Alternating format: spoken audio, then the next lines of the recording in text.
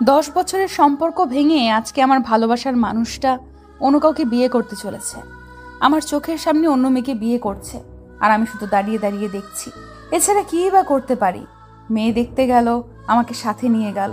গায়ে হলুদেও আমি তার হাতে মেহেদি পরালাম, হলুদ মেখে দিলাম। কিন্তু বুকের ভেতরটা বারবার দুমড়ে মুচড়ে যেতে লাগলো। কি জন্য আমার সাথে বেইমানি করলো, তার সঠিক কারণটা যদি আমি জানতাম হয়তো অনেক ভালো হতো, কিন্তু সেটা জানার উপায় নেই। আমাকে শুধু বলেছিল, আমাকে ক্ষমা করে দিস মালিহা, আমি অনুরমাকে অনেক ভালোবেসে ফেলেছি আর তাকেই বিয়ে করতে চাই। ওকে রেখে যদি তোকে বিয়ে করি তাহলে তোর সাথে কখনো সুখী হতে পারবো না, কারণ তোর প্রতি আমার সেই ভালোবাসাটা কখনো আসেনি যতটা না আমার অনুরমার প্রতি এসেছে। মনে মনে বেশ হাসলাম। আমাকে 10 বছরেও ভালোবাসতে পারেনি, আর আজকে নাকি অন্য একটা মেয়েকে 1 মাসেই ভালোবেসে ফেলেছে। কিন্তু আমাকে ভালোবাসতে পারেনি, তাহলে 10টা বছর কিভাবে পার করলো? হায় রে বেঈমান, কতটা নিচে নামলে এমন বলতে পারে জানি না। আমাদের ভালোবাসাটা শুরু হয়েছিল 10 বছর আগে। তখন আমি ক্লাস 9-এ পড়ি। ভালোবাসা শব্দটা মানেই যখন বুঝতাম না, তখনই তাকে ভালোবেসেছিলাম। ভালোবাসা কি বুঝে ওঠার আগেই তাকে ভালোবাসার বন্ধনে জড়িয়েছিলাম। অরণ্য মানে আমার ভালোবাসা বলবো নাকি প্রাক্তন বলবো বুঝতে পারছি না। কোন শব্দটা উপযুক্ত হবে বললে সেটা আমি এই মুহূর্তে সিদ্ধান্ত নিতে পারছি না। যাই হোক, তাকে আমি মন উজাড় করে ভালোবাসি, তাই ভালোবাসা শব্দটাই না হয় ব্যবহার করলাম। অরণ্যের সাথে ভালোবাসা শুরু হয়েছিল আমি যখন 9ম শ্রেণীতে পড়ি, আর অরণ্য তখন 10ম শ্রেণীতে পড়তো। অরণ্য আমার চাচাতো ভাই। ছোটবেলা থেকেই একই বাড়িতে বড় হয়েছি, একসাথে কত খেলেছি হিসাব নেই। সেদিন আকাশে বৃষ্টি হচ্ছিল, তাই বৃষ্টিতে ভিজতেছিলাম। তখন অরণ্য আমার কাছে আসলো। আমার কাছে এসে গালে একটা কষিয়ে থাপ্পড় দিয়ে বলল, এইভাবে বৃষ্টিতে ভিজছিস কেন? মানুষকে শরীর দেখানোর খুব ইচ্ছা জাগছে তাই না? যা ঘরে যা। সেদিন অরণ্যের প্রতি খুব রাগ হয়েছিল। রেগে মেগে ঘরে এসে কাপড় পাল্টে নিলাম। গালের চড়টা ভালোই কষিয়ে দিয়েছিল, একটু ব্যথাও লাগছিল, কারণ আমি গালে চড় একদম সহ্য করতে পারি না। কেন জানি না অরণ্যের প্রতি খুব অভিমান জন্মালো। অভিমানের হালকা বৃষ্টি ফোঁটা চোখের কোণে জমলো। চুপ হয়ে বিছানার পাশে মন খারাপ করে বসে রইলাম। মা আমার রুমে এসে আমাকে এইভাবে বসে থাকতে দেখে বলল, কিরে, এভাবে গাল ফুলিয়ে বসে আছিস কেন? কি হয়েছে তোর? খাবি না? তখন মাকে গাল ভার করে একগুচ্ছ নালিশ দিলাম অরণ্যের নামে। বললাম, জানো মা, অরণ্য আমাকে গালে চড় দিয়েছে। জানো কত জোরে চড়টা দিয়েছে?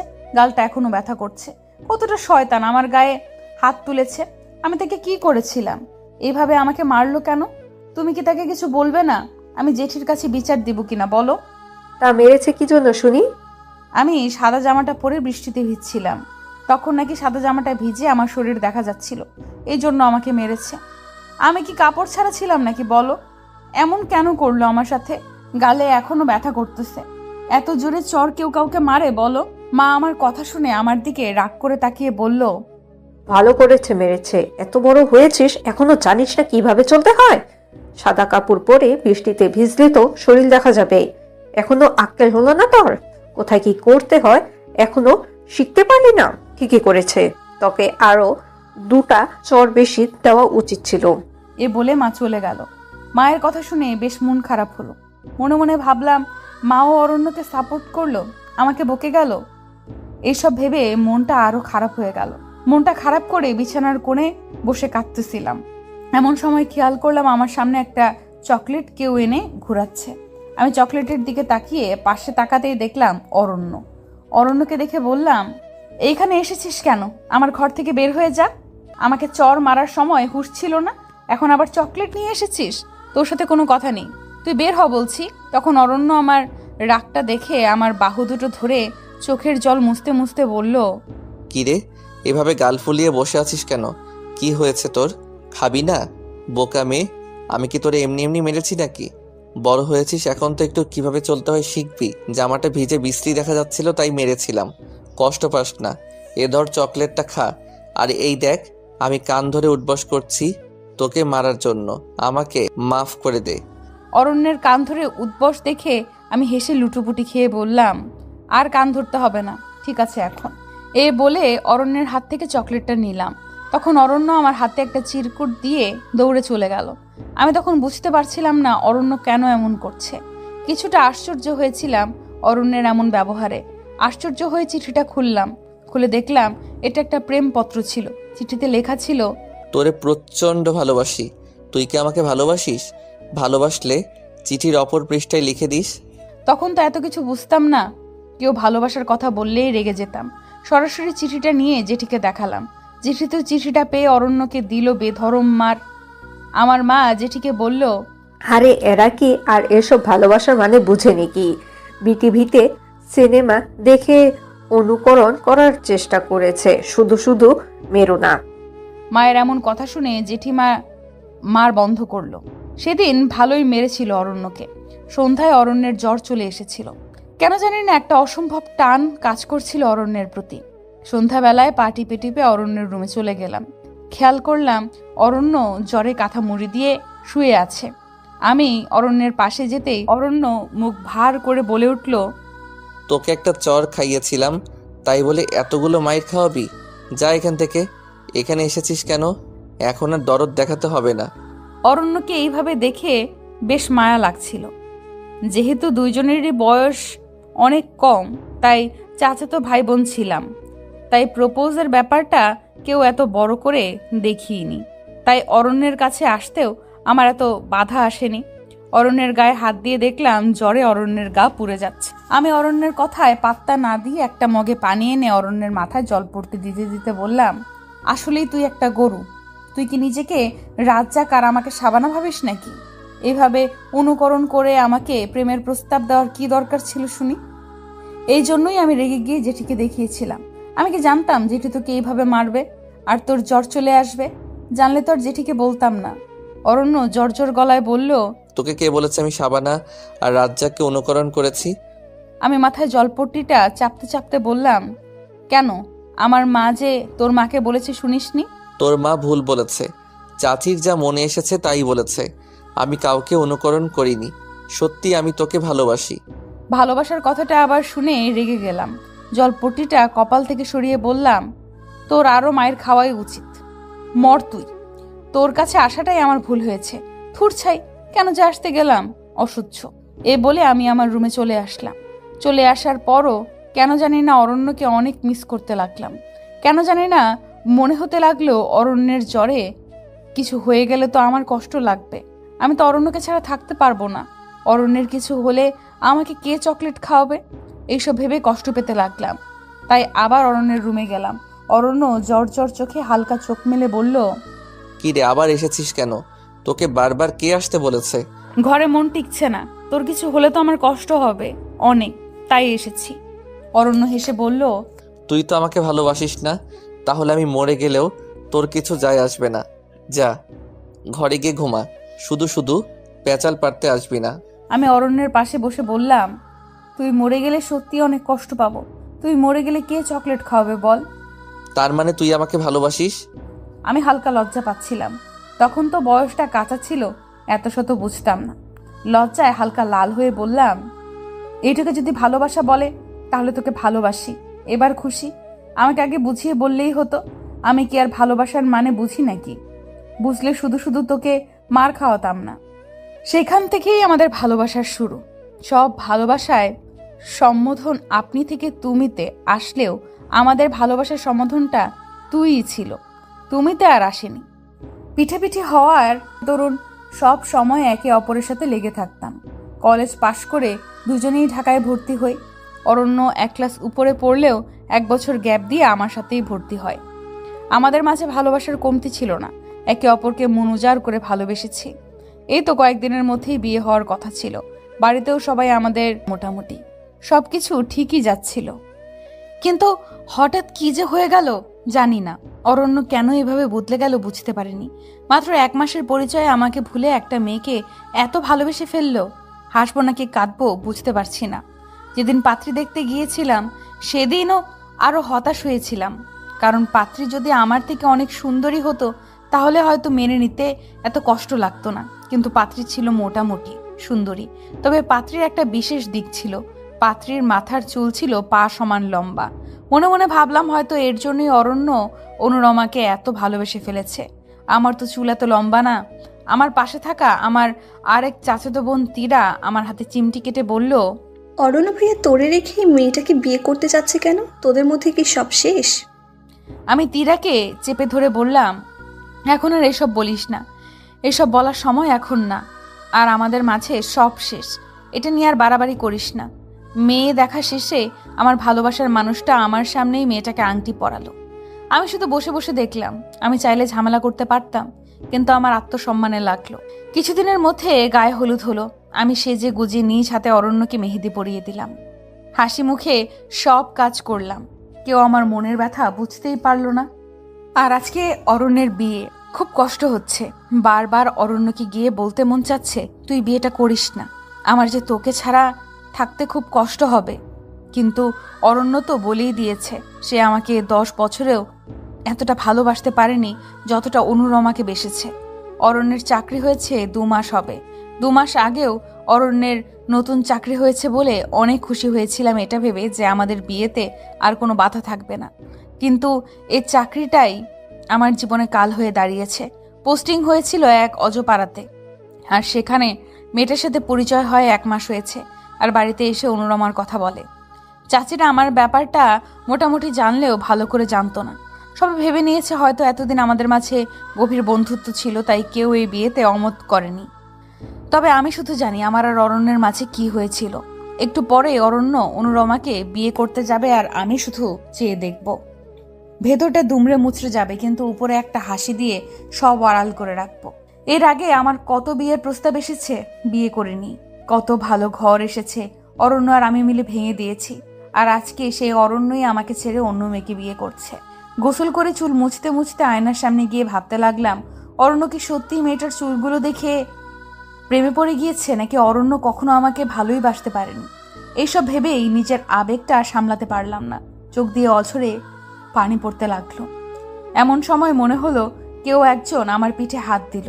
পেছন ফিরে দেখলাম মা পেছনে দাঁড়িয়ে আছে। আমাকে দেখে বলল, কি রে মালিহা, এভাবে রুম অন্ধকার করে আয়নার সামনে দাঁড়িয়ে আছিস কেন? কি হয়েছে তোর? এত চুপচাপ হয়ে আছিস যে? আমি মায়ের আওয়াজ পেয়েই চোখের জলটা আড়াল করে মাকে বললাম, ও কিছু না মা, এমনি দাঁড়িয়ে আছি। আর অন্ধকার কোথায়, ডিম লাইট তো জ্বালানো আছে। তোর যে কখন কি হয় বুঝি না। এই এখন এক কথা বলিস, কিছুক্ষণ পর আবার আরেক কথা বলিস। আমি গেলাম, তাড়াতাড়ি তৈরি হয়ে নে, বরযাত্রী হয়ে যেতে হবে তো। এ বলে মা বেরোতে নিলেই দরজার সামনে মায়ের সাথে তীরার দেখা হয়। তীরাকে দেখে মা বলে উঠল, তুইও এখনো তৈরি হসনি? তুই আর মালিহা কখন তৈরি হবি শুনি? তোদের বলে আর পারি না, সব কাজে শুধু ঝামেলা করিস। এই তো কাকিমা, শাড়ি নিয়ে এসেছি, এক্ষুনি পরে দুজন তৈরি হয়ে নিব, তুমি চিন্তা করো না। একটু তাড়াতাড়ি তৈরি হন, যাওয়ার সময় তো হয়ে যাচ্ছে। আর বউয়ের বাসাটাও তো সেই আসপাড়া গায়ে। এ বলে মা বের হয়ে গেল, আর তীরা রুমে প্রবেশ করলো। রুমে ঢুকেই তীরা দরজা লাগিয়ে দিয়ে লাইটটা জ্বালালো। আমার চোখের পাতা ফোলা ভাবটা তীরার চোখে পড়ে গেল। তীরা আমার চোখের ফোলা ভাবটা দেখে বলল, কিরে মালিহা, অরণ্যের জন্য কষ্ট হচ্ছে বুঝি? তোদের কি থেকে কি হয়ে গেল বুঝলাম না। হঠাৎ এমন হয়ে যাবে বিষয়টা বুঝতে পারিনি। বেশ এলোমেলো লাগছে বিষয়টা। অরণ্য তোর জন্য পাগল ছিল, এভাবে 1 মাসে পাল্টে গেল কেন মাথায় আসে না। তার উপর মেয়েটা যোগ্যতা তোর থেকে বেশি হলে মানা যেত, দুজনেই তো সমসাময়িক। এতটা অন্যায় করতে কি অরণ্যের বাঁধলো না? তুই তো চাইলেই বিয়েটা আটকে দিতে পারিস, কেন আটকালি না? তীরার কথা শুনে আমার কষ্টের আকাশটা আরো কেঁপে গেল। চোখের জলটা আপনা আপনি পড়তে লাগলো। আমাকে কাঁদতে দেখে তীরা আবার বলে উঠল, মালিহা, এমন না কেঁদে বিয়েটা ভেঙে দে। আর বেইমানের জন্য এত কষ্ট পেয়ে কি হবে? দেখিস ওরা কখনো সুখী হবে না।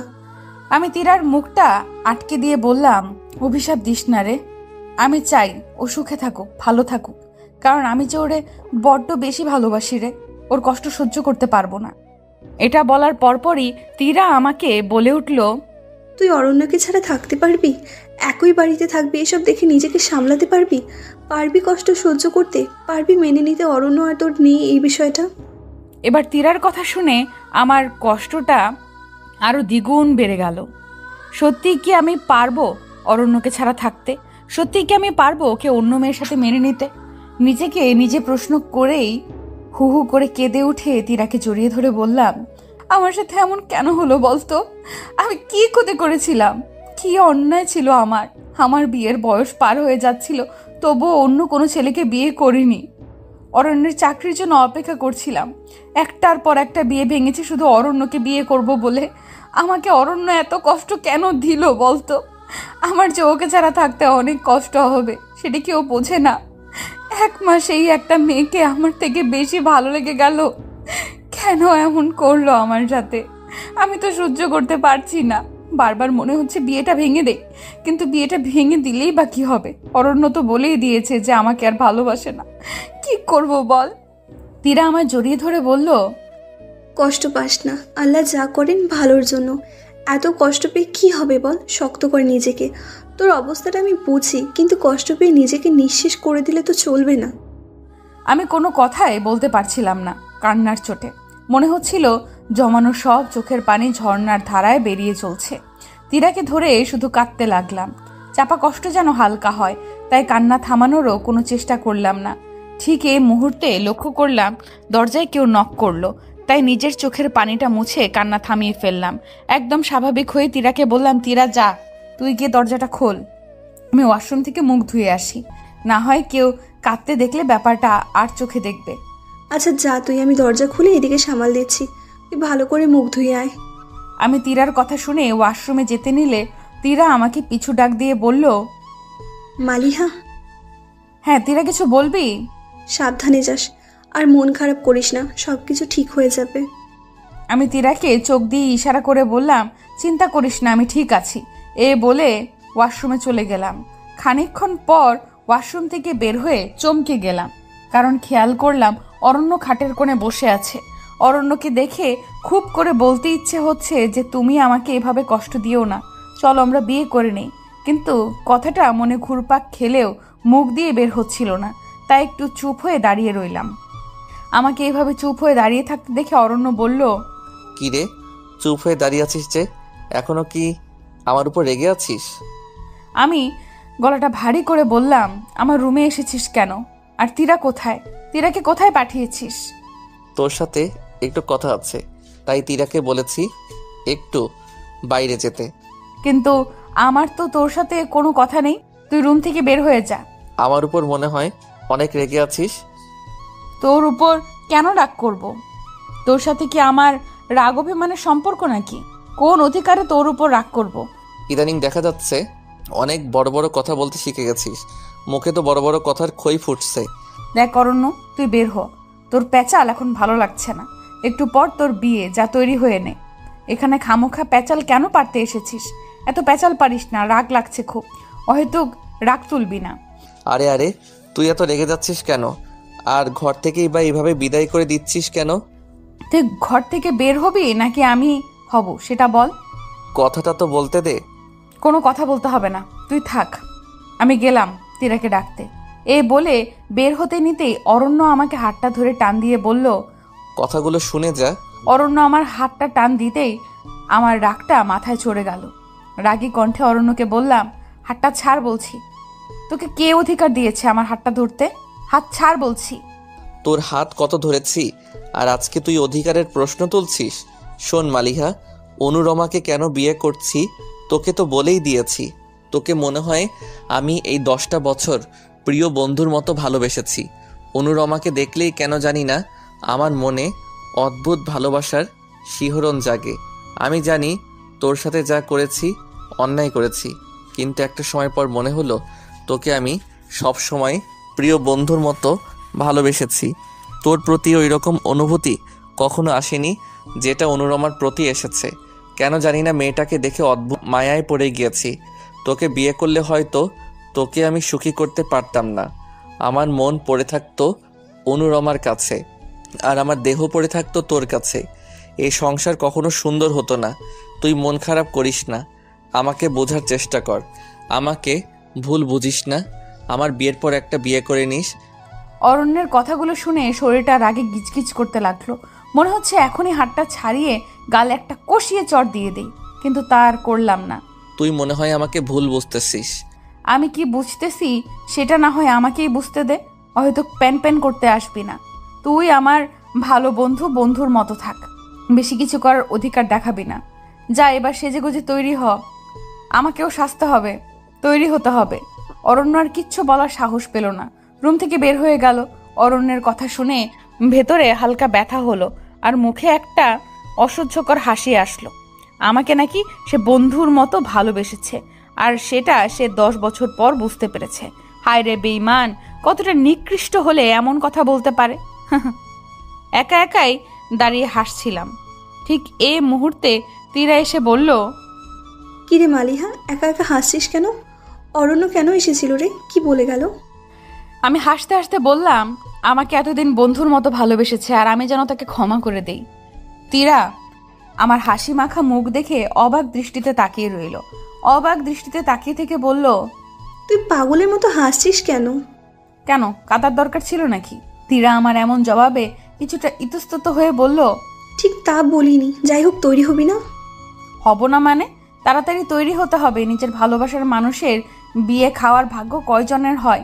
আমার হয়েছে, আমি কি সে সুযোগ ছেড়ে দিব নাকি? অবশ্যই তৈরি হব এখন। তুইও শাড়ি পরে নে। তীরা আমার এরকম এলোমেলো কথা শুনে বলল, মালিহা, আর একটু কেঁদে নে, হালকা লাগবে। মনে হয় তোর কান্নাটা শুকিয়ে ইতিমধ্যে পাথর হয়ে গিয়েছে, তাই এমন করছিস। তীরার কথা শুনে একটু কাঁদতে নিতে চাইলেও পারলাম না। বুকের মধ্যে কান্নাটা আটকে গেল। আটকে গিয়ে একটা ব্যথার অনুভব হলো, কিন্তু অনেকবার চেষ্টা করেও কান্নাটা বৃষ্টি হয়ে নামাতে পারলাম না। তাই কয়েকবার ব্যর্থ চেষ্টার পর এক রাশ হেসে তীরাকে বললাম, আরে শাড়িটা দে তো এখান থেকে, সাজতে হবে তো আমাকে।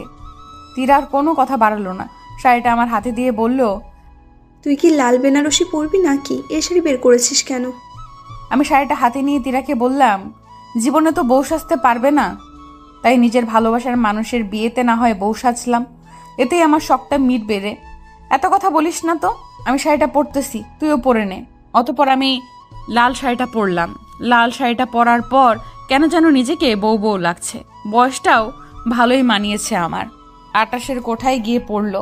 আমার সাথে সবার বিয়ে হয়ে বাচ্চাও হয়ে গিয়েছে, আর এদিকে আমি এখনো অবিবাহিত। এসব ভাবতে ভাবতে ঠোঁটে কড়া কড়া লাল লিপস্টিক দিলাম, সুন্দর করে বউয়ের মতো করে সাজলাম। সাজ শেষ করে বাইরে বের হয়ে মা বলে উঠল, তবে তো লাল টুকটুকুই পরি লাগছে। অরণ্য আর তুই পিটাপিটি ছিলি, তার উপর অরণ্য ছেলে মানুষ। অরণ্যর বিয়ে হয়ে যাচ্ছে, তোর এখনো বিয়ে হলো না। কত ভালো ভালো পাত্র এসেছে, কেন জানি না তারা প্রথম দিকে বিয়ে করতে রাজি হলেও পরে হয়নি। না হয় কবেই তোর বিয়ে হয়ে যেত। থাক না এসব কথা। মেয়ে বড় হলে যে বাবা মায়ের কত চিন্তা হয়, তুই মা না হলে বুঝবি না। এসব বলতে বলতে মা চলে গেল। আমি মনে মনে হাসতে হাসতে বললাম, রাজি হবে কি করে? সব পাত্র তো আমি আর অরণ্য মিলে তাড়িয়ে দিতাম। পাশ থেকে জেঠি বলে উঠল, তোরে তো বউ লাগছে রে। অরণ্যের পাশে তোকে মানাতো। মনে মনে চেয়েছিলাম তুই আমার ছেলের বউ হ, কিন্তু সৃষ্টিকর্তার ইচ্ছে অনেক ভিন্ন ছিল, তাই হলো না। তোদের এত মিল দেখে তো আমি ভেবেই নিয়েছিলাম তোদের মধ্যে কিছু আছে, কিন্তু পরে জানতে পারলাম তোরা ভালো বন্ধু। আয় মা, একটা চুমু এঁকে দিই, অনেক ভালো বর পাবে। জেঠি আমার কপালে একটা চুমু দিল, তারপর নিজের চোখের কাজল থেকে একটু কাজল নিয়ে আমার ঘাড়ে একটা ফোঁটা দিয়ে দিল, নজর যেন না লাগে।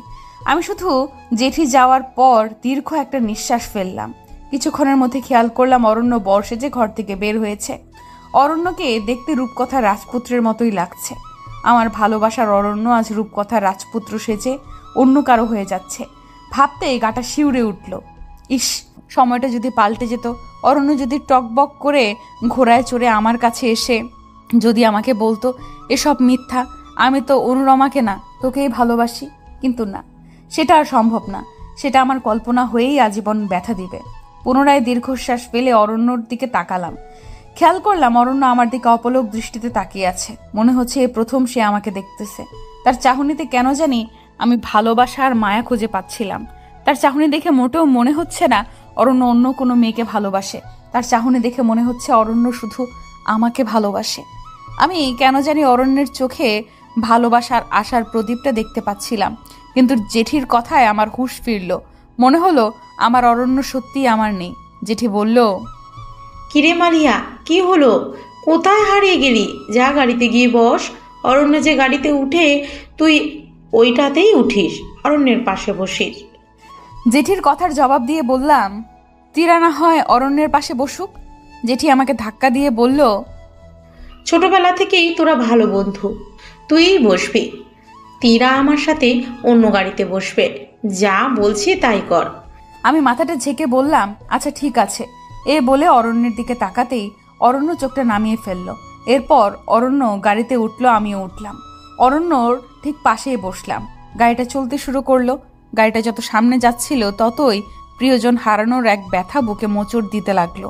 খানিকক্ষণ পর আর চোখে তাকিয়ে দেখলাম অরণ্য আমার দিকে তাকিয়ে আছে। নিজের আবেগ সামলাতে না পেরে অরণ্যের দিকে তাকালাম। অরণ্যের চোখে কেন জানি না ভালোবাসার ছন্দ খুঁজে পাচ্ছিলাম।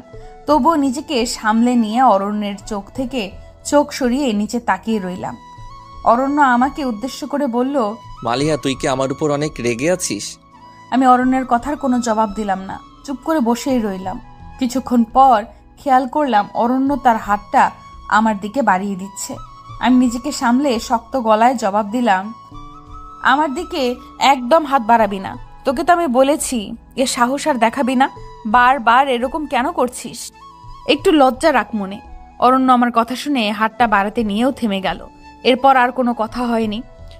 অনেক কান্না চেপে দিয়ে নিজেকে সামলে নিলাম। সমস্ত পথটা যে কি যন্ত্রণায় পার করেছে আমি জানি। অবশেষে গন্তব্যে পৌঁছালাম। গন্তব্যে পৌঁছে এ বাড়ির রীতিনীতি দেখে চমকে গেলাম। অদ্ভুত সব রীতিনীতি। এরকম রীতিনীতি আগে দেখিনি। বাড়ির সাজগোজটাও কেমন জানি পুরনো যুগের রাজাদের মতো। বাড়ির প্রধান ফটকে খেয়াল করলাম একটা হরিণের মাথা দিয়ে সাজানো হয়েছে। বিয়ে বাড়ির ফটক এভাবে সাজানো হয় জানতাম না তো। গাড়ি থেকে নামতে যাব ঠিক এমন মুহূর্তে একটা মেয়ে বলে উঠল, আরে আরে নামছেন কেন? এখনই নামবেন না। আমি বিস্মিত হয়ে জিজ্ঞেস করলাম, এখন নামবো না কেন? এবারের রীতি হচ্ছে কনে এসে সবাইকে শরবত পান করে নামাবে, আপনারা কেউ নামবেন না। কোণে এসে বরপক্ষকে নামায়, এই রীতি আগে কখনো শুনিনি। আমি বিস্ময়ের স্বরে বললাম, এরকম রীতি তো কখনো শুনিনি। মেয়েটা একটা হাসি দিয়ে বলল, এটা কি সাধারণ কোনো বিয়ে নাকি? এটা তো আমাদের অনুর মার বিয়ে। ওনার বিয়ের রীতি একটু অন্যরকমই হবে, আপনারা বসুন। বেশ বিরক্ত লাগলো এমন রীতি শুনে। জানি না বাকিরা অন্য গাড়িতে কেমন আছে। কিছুক্ষণ বিরক্তি নিয়ে বসে থেকে খেয়াল করলাম অনুরমা একটা বিশেষ বহনে চড়ে আসছে। কেমন জানি অদ্ভুত বহন। যাই হোক, এটাতে চড়ে এসে গাড়ির সামনে নামলো। তারপর গাড়ির দরজা খুলে এক গ্লাস শরবত আমার দিকে এগিয়ে দিল। আমি শরবতটা হাতে নিতে গিয়ে মেয়েটার দিকে তাকালাম। কেন জানি না মেয়েটাকে আজকে অদ্ভুত রকমের সুন্দর লাগছে। এর আগে এরকম সুন্দর মেয়ে মনে হয় আমি দেখিনি। অথচ সেদিন আংটি পরেছিলাম, সেদিনও মেয়েটাকে এত সুন্দর লাগেনি। চোখ গেল মেয়েটার চুলের দিকে। মেয়েটার চুলের দিকে চোখ যেতেই খেয়াল করলাম লম্বা চুলগুলো বিনুনি করা। আমি এসব খেয়াল করতে করতে অনুরমা আমাকে বলে উঠল, শরবতটা হাতে নিবে না? ও হ্যাঁ, নিচ্ছি। এরপর শরবতটা হাতে নিলাম।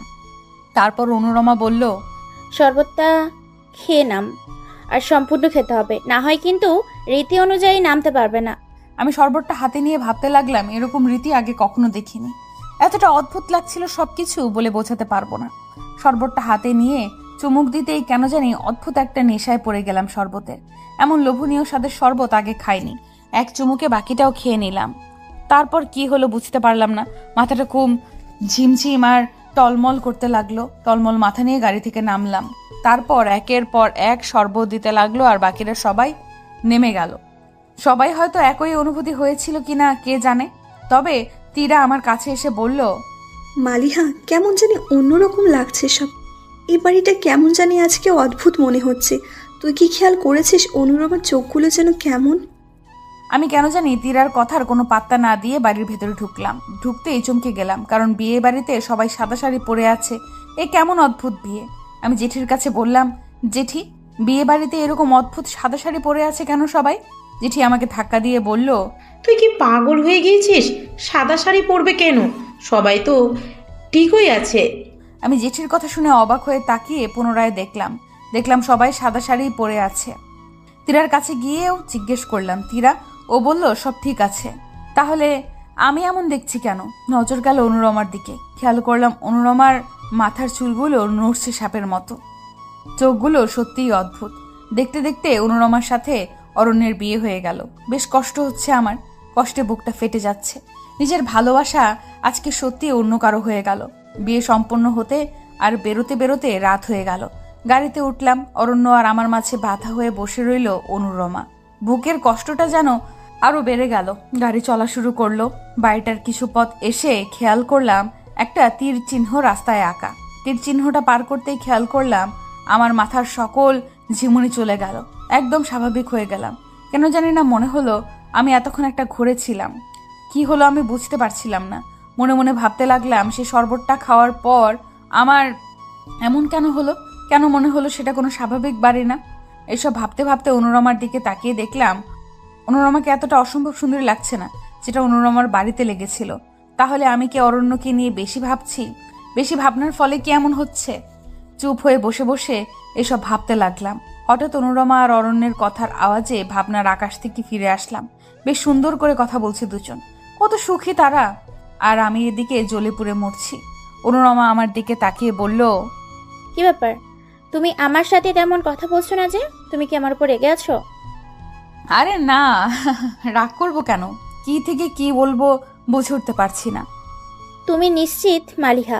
অরণ্যের মুখে তোমার কথা অনেক শুনেছি। তোমাকে দেখার অনেক ইচ্ছা ছিল। আংটিটা পরানোর দিন দেখেছি, তবে লজ্জায় তোমার দিকে এত তাকায়নি। আজকে মন ভরে দেখলাম। বেশ সুন্দরী তুমি। অনুরমার কথাগুলো একদম স্বাভাবিক মনে হলো। মনেই হচ্ছে না এর মধ্যে কোনো অদ্ভুত বিষয় আছে। হয়তো আমি অরণ্যকে নিয়ে একটু বেশিই ভাবছি, তাই ট্রমায় পড়ে গিয়েছি। কিন্তু হুট করে কেন এমন মনে হলো আমার? এইসব প্রশ্ন মনে ঘুরপাক খেতে লাগলো। চুপ করে বসে রইলাম, কোনো জবাব দিলাম না অনুরমার কথার। অনুরমা পুনরায় বলে উঠল, তুমি কি আমার কথায় রাগ করেছো? এভাবে চুপ হয়ে আছো যে? আমি অনুরমার গলার আওয়াজে নিজেকে স্বাভাবিক করে নিলাম আর ভাবলাম এটা আমার মনের ভুল, নিছক আমার কল্পনা ছাড়া কিছু না। নিজেকে সামলে অনুরমাকে বললাম, তুমি আমার থেকেও সুন্দরী। তোমার চুল তো মাশাআল্লাহ, কি দাও চুলে, একদম পা পর্যন্ত লম্বা যে। অনুরমা একটা রহস্যময় হাসি দিয়ে বলল, কিছুই দেই না চুলে, ছোটবেলা থেকেই চুলগুলো এত লম্বা। বলতে পারো বংশগতভাবেই পেয়েছি। আমার পূর্বপুরুষের চুল নাকি এমনই ছিল, মায়ের মুখে শুনেছি। আমি শান্ত হয়ে বললাম, আচ্ছা আমাকে যে শরবত দিয়েছো সেটা কিসের? অদ্ভুত লোভনীয় স্বাদের শরবত ছিল। শরবতটা খাওয়ার পর এর স্বাদের প্রেমে পড়ে গিয়েছি। অনুরমা হাসতে হাসতে বলল, ওইটা শুধু তোমার জন্য বানিয়েছিলাম। ওইটা আমাদের বাড়ির পেছনে একটা ফল গাছ আছে, ওই ফল দিয়ে বানানো। বাকিটা সবাই লেবু শরবত খেয়েছে, তোমাকে শুধু ওই ফলটারই শরবত দিয়েছিলাম, কারণ অরণ্যের স্পেশাল বন্ধু তুমি। অনুরমার কথা শুনে আমার কাছে এবার ব্যাপারটা কেমন জানি লাগছিল। মনে হচ্ছে হয়তো অনুরমা ইচ্ছে করেই আমার সাথে এমন করেছে।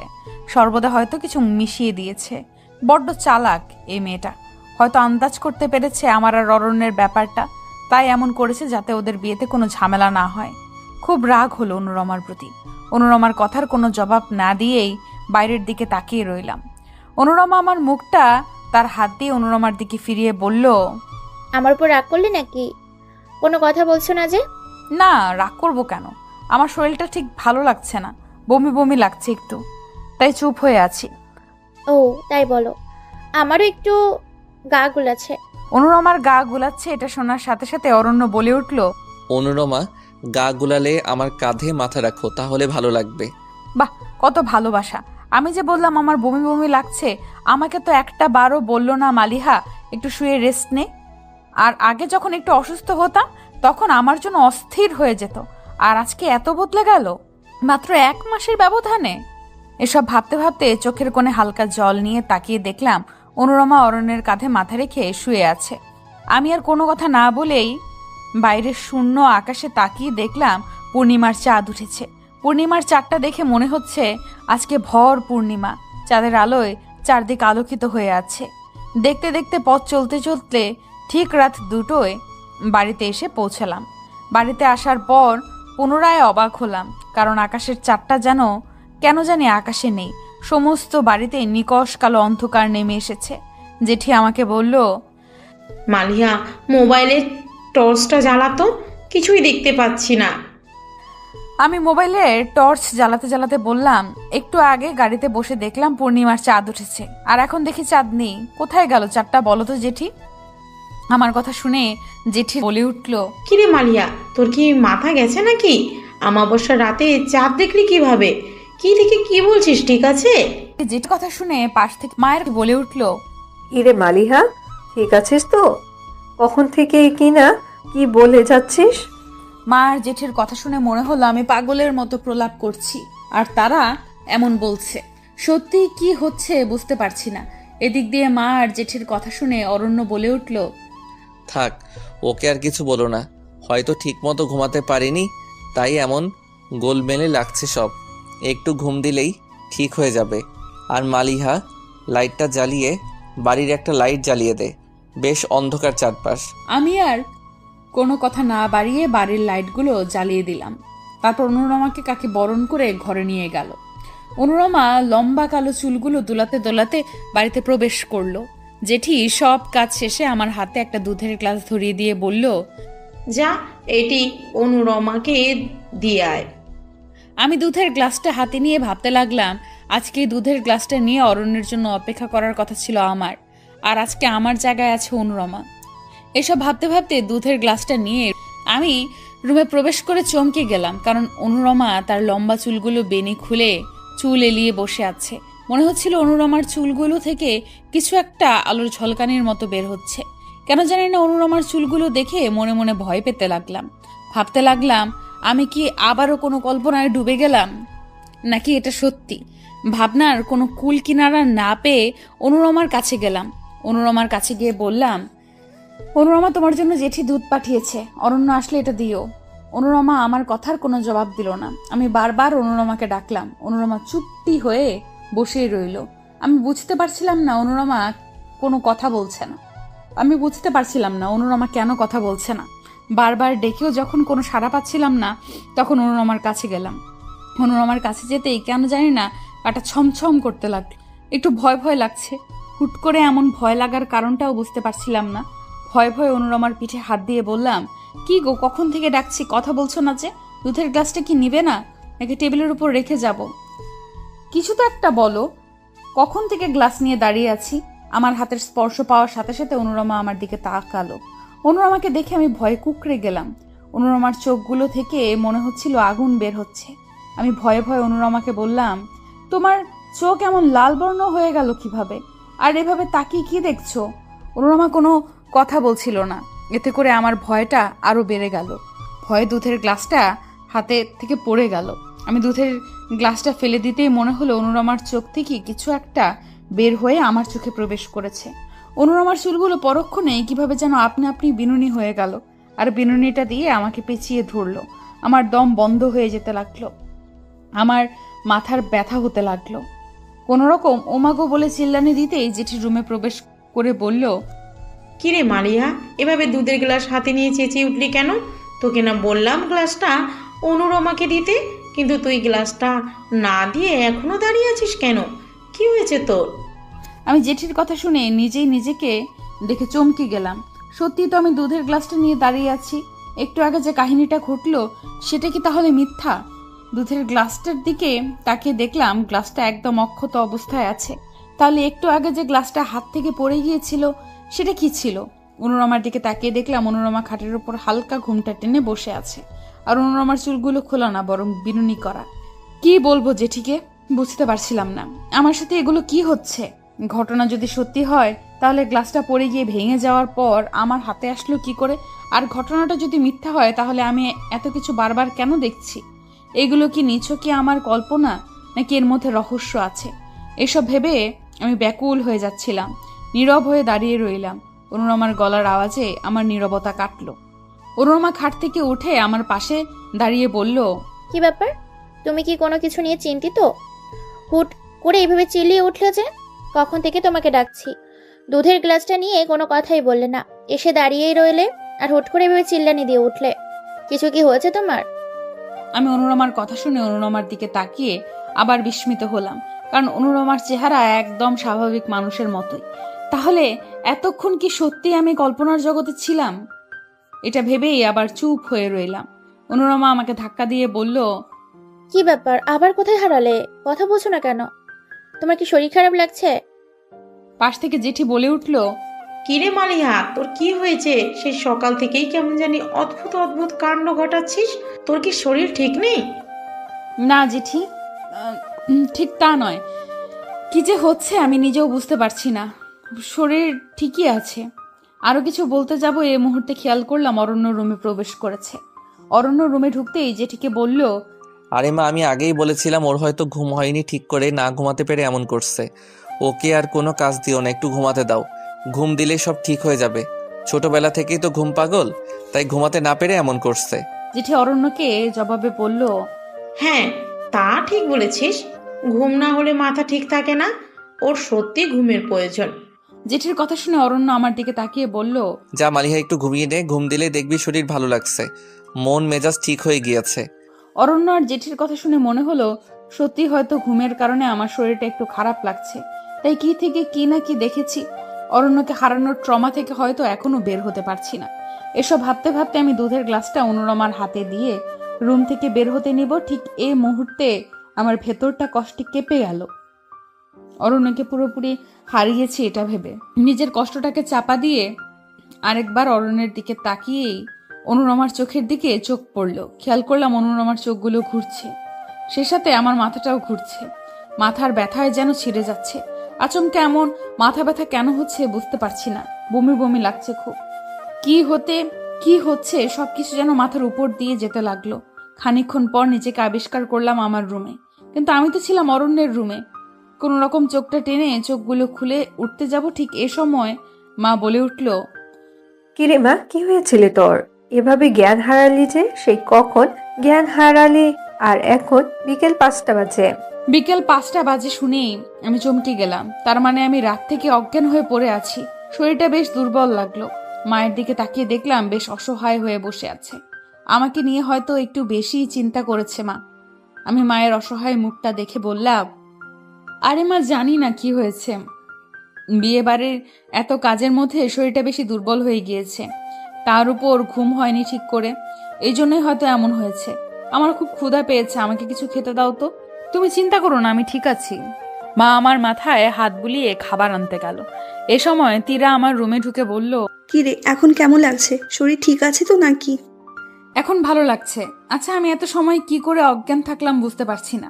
কি থেকে কি হচ্ছে কোনো কিছুই বুঝতে পারছি না। মাঝে মাঝে মনে হচ্ছে সবকিছু কল্পনা, আবার মাঝে মাঝে মনে হচ্ছে সবকিছুই সত্যি। সত্যি আর কল্পনার মাঝে ফারাক খুঁজে পাচ্ছি না রে। ভালো লাগছে না কিছুই। তীরা আমার পাশে বসে আমার কপালটায় হাত দিয়ে বলল, না, জ্বর নেই। মনে হচ্ছে অরণ্য ট্রমা থেকে বের হতে পারছিস না, তাই এমন হচ্ছে। অরণ্য অন্য কারো হয়ে গিয়েছে, এই শোকটা সামলাতে পারছিস না তো, তাই হয়তো জ্ঞান হারিয়েছিস। মালিহা, এভাবে নিজেকে কষ্ট দিয়ে লাভ বল?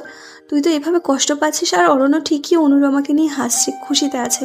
গিয়ে দেখ ছাদে তারা কত সুখে আছে। ওই বেইমানটার কথা ভেবে তুই নিজের এই হাল কেন করছিস? অরণ্যের কথা শুনতেই বুকটা কষ্টে ফেটে গেল। অরণ্যকে হারিয়ে ফেলেছি ভাবতেই যেন মনটা ব্যাকুল হয়ে পড়ল। বুক ফেটে কান্না বের হতে লাগলো। নিমেষেই কান্নায় ভেঙে পড়লাম। তীরাকে জড়িয়ে ধরে বললাম, আমার সাথে কেন এমন হলো? আমার অরণ্য আমাকে কেন ছেড়ে গেল? আমার অরণ্যকে ছাড়া থাকতে যে আমার বেশ কষ্ট হচ্ছে। আচ্ছা, অরণ্য কি বুঝতে পারছে না আমার ভেতরটা পুরো ছাই হয়ে যাচ্ছে? কি করে পারলো এভাবে বদলে যেতে? কি করে পারলো 10 বছরের সব স্মৃতি মুছে দিতে? কি করে পারলো আমার সাথে কাটানো দিনগুলো ভুলে যেতে? কই, আমি তো কিছুই ভুলতে পারছি না। আমি তো আমার অরণ্যের ভালোবাসা মাখা দিনগুলো ভুলতে পারছি না। কেন এগুলো আমার মনে হচ্ছে বারবার বলতো? অরণ্যকে কেন ভুলতে পারছি না বলতো? কেন মনে হচ্ছে আমি একটা দুঃস্বপ্ন দেখছি? আমার অরণ্য আমার সাথে এমন করেনি। কেন মনে হচ্ছে আমার অরণ্য আমাকে ভালোবাসে? এগুলো সব মিথ্যা। বল না এগুলো মিথ্যা। আমার অরণ্যকে ফিরিয়ে দে না। আমি যে অরণ্য ছাড়া থাকতে পারছি না। আমার কলেজাটা যে ফেটে যাচ্ছে, আমার মনটা যে দ্বিখণ্ডিত হয়ে গিয়েছে। 10টা বছরের ভালোবাসার কাছে একটা মাসের ভালো লাগা বড় হয়ে গেল। এই তীরা, বল না অরণ্যকে, আমার ওকে ছাড়া থাকতে কষ্ট হচ্ছে। তুই আর কষ্ট পাস না, তুই একটু শক্ত হ। এভাবে ভেঙে পড়লে চলবে না মালিহা। কেন শুধু শুধু নিজেকে এভাবে কষ্ট দিচ্ছিস বলতো? এসব করলেও আর তোর অরণ্য তোর কাছে ফিরে আসবে না। তোর অরণ্য এখন অন্য কারো, এটা মেনে নিতে শিখ। বেইমানদের কাছে 10 বছর কিছুই না। শুধু শুধু বেইমানটার জন্য কষ্ট পেয়ে নিজের ক্ষতি করিস না। এসব বলতে বলতেই তীরা মাকে দেখে বলল, মালিহা কান্না থামা, কাকি আসছে। কাকি এভাবে কাঁদতে দেখলে হাজারো প্রশ্ন করবে। এত প্রশ্নের উত্তর দিতে পারবি না এখন। নিজেকে সামলে নে, যা হয়েছে তো হয়েছেই, এটা নিয়ে আর ভেবে কষ্ট বাড়াস না। মা আসার কথা শুনেই আমি কোনো রকম নিজের কান্না সংবরণ করে নিলাম। মা এসে আমাকে ভাত মাখিয়ে খাইয়ে দিল। খাওয়ার পর শরীরটা বেশ শক্তি পাচ্ছিলাম। এইদিকে বিকেলের পেরিয়ে সাঁঝ নামলো। তীরা আমাকে বলল, চল একটু ছাদে যাই। তুইও অরণ্যকে দেখিয়ে দে যে তুই ওকে ছাড়া ভালো আছিস। শুধু শুধু নিজের দুর্বলতা প্রকাশ করলে অরণ্য নিজেকে হিরো ভাবতে থাকবে।